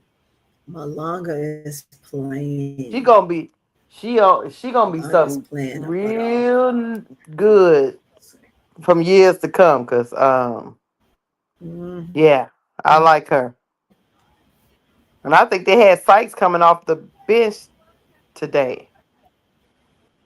Um, Yeah. Well, she should, because this is gonna be yeah, her first game with them. Just yeah, like cause Skylar is Dejanay did. already. So yeah. But some people are And like, so "Hey, go on put," and see, Seattle is running into a problem. I'm gonna tell you why I say that. you don't Okay, think it's so gonna be a good fit? no, I think it's gonna be a good fit. But you know what I was about to say? What's that? At some point, they should insert Malonga into the starting Oh, the lineup, right? starting lineup. Yeah, I agree with that. But then who do they pull out? See, see what I said? Whew. Um, ah, yeah, ah. because you can't even bring Brittany and have her in the starting lineup. Because who do you take out? Because they lost again to the Aces tonight. No way. No way. Yeah, I didn't even look 86 at to the 90. game. Dang. I think this Man, like they third.4 points. I think this their like third game they done lost. That's probably why they had to go and break Oh wow. Slimming. Yeah, yeah, I thought y'all. Yeah, play. That's why I say there might be some changes. I mean, because Jackie Young ended up with 26. Asia had 29. Shit, Mm. and Alyssa Smith had 10, and Chelsea So Gray had 13. I'm gonna say this. Like, I love Diggins. I love Diggins. There's some moments that she probably not shouldn't be on the floor. Well, she had 0 points today. I don't know what was Well, going on there with you go. Skylar. Oh, for real? She's getting some blow lately. She's been getting a lot of blow-bys, right? I mean, just look at Lennox. What's her name? Was tearing her up in that game the other day. She tore up. I mean, she was just taking her to the cup at will.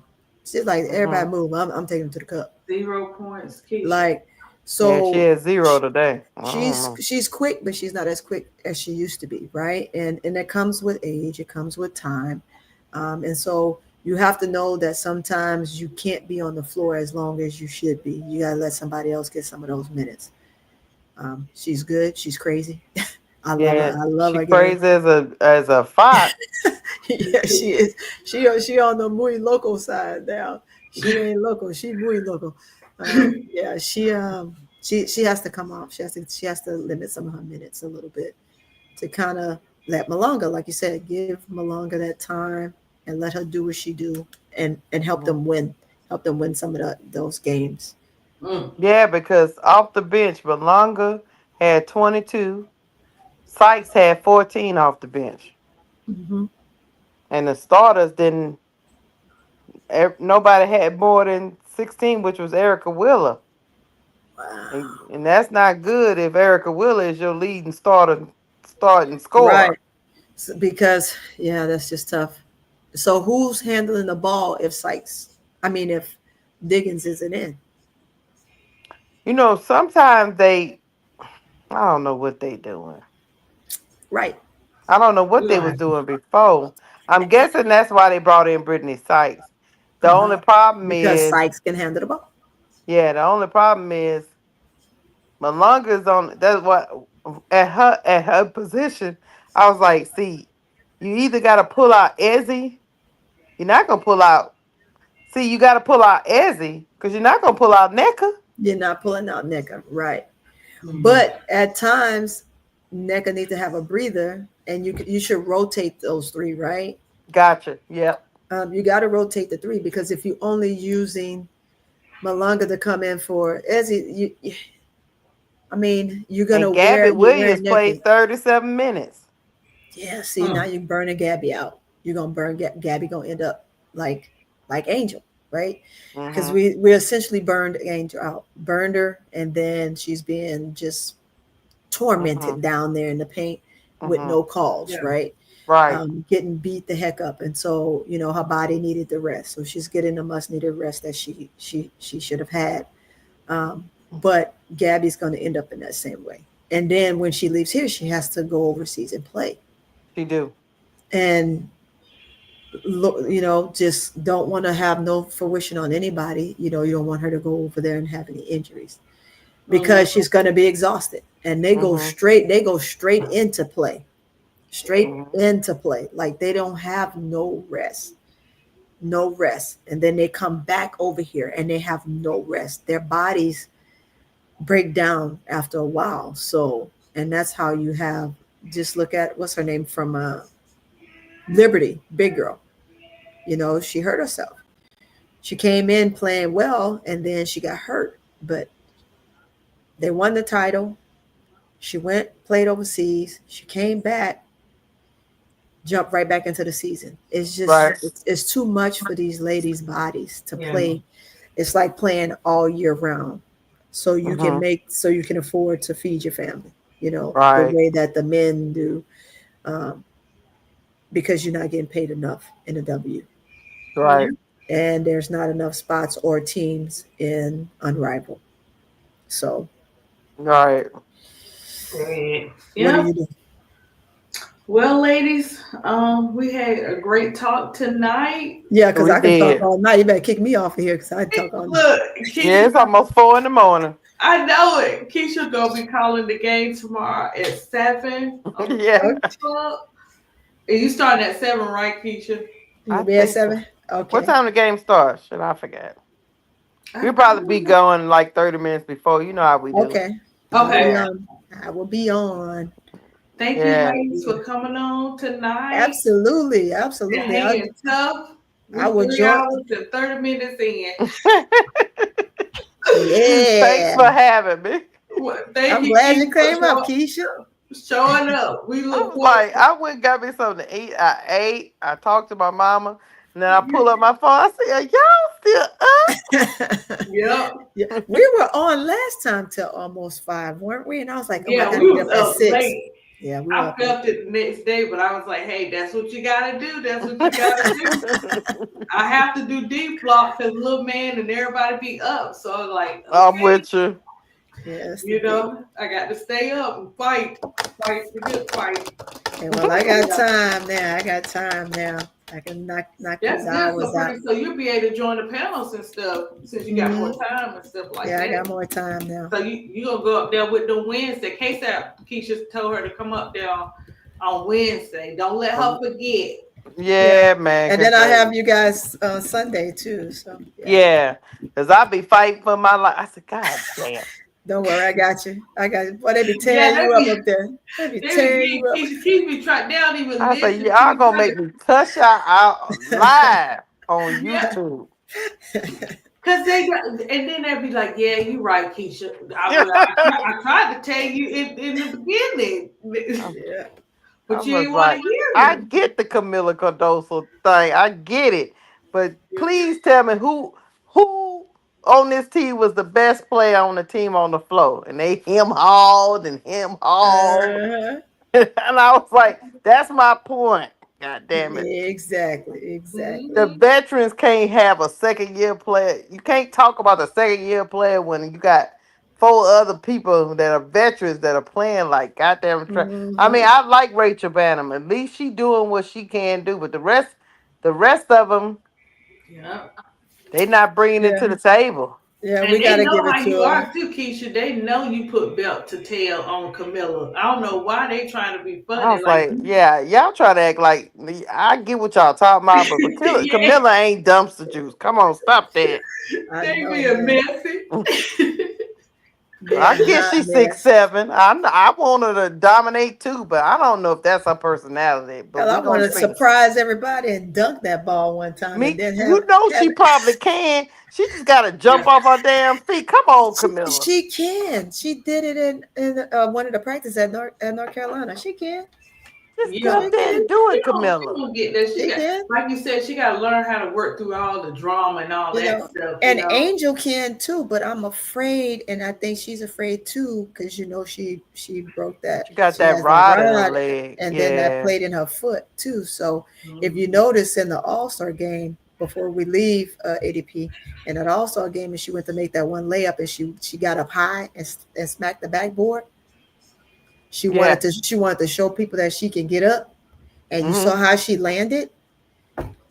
Oh man, I was like, oh no, just go back and find that piece and watch how she came down. I was like, oh my God, oh my gosh, no, Angel, don't hurt yourself. Don't hurt yourself. Yeah, trying to prove to these people. Yeah, her foot did that. It did that buckle. I was like, oh no, don't do that. We don't need you getting high. Do your little mini jumps and that's it. We don't need you. Do what you've been doing, though. Right. We don't need you getting up there. We know you can probably still dunk. You can still get up there, but we don't want you to do it. You are banned from doing it. It's a no. I know. BG did it in Unrivaled. I said, oh my, what the hell? Yeah. BG, you gonna kill yourself. You too old for that mess now, but I like to see it. Yeah, exactly. Yeah. Well, y'all enjoy. Look, y'all get y'all some rest. And you got it. You get your wings and stuff before we start tomorrow. I'm gonna try. I'll see y'all tomorrow. Exactly. Y'all got it, ladies. Thank you for having me, ADP. Thank you guys for showing up. I'll see y'all tomorrow in the chat and on the panel. You got it. All right. Bye, guys. Bye.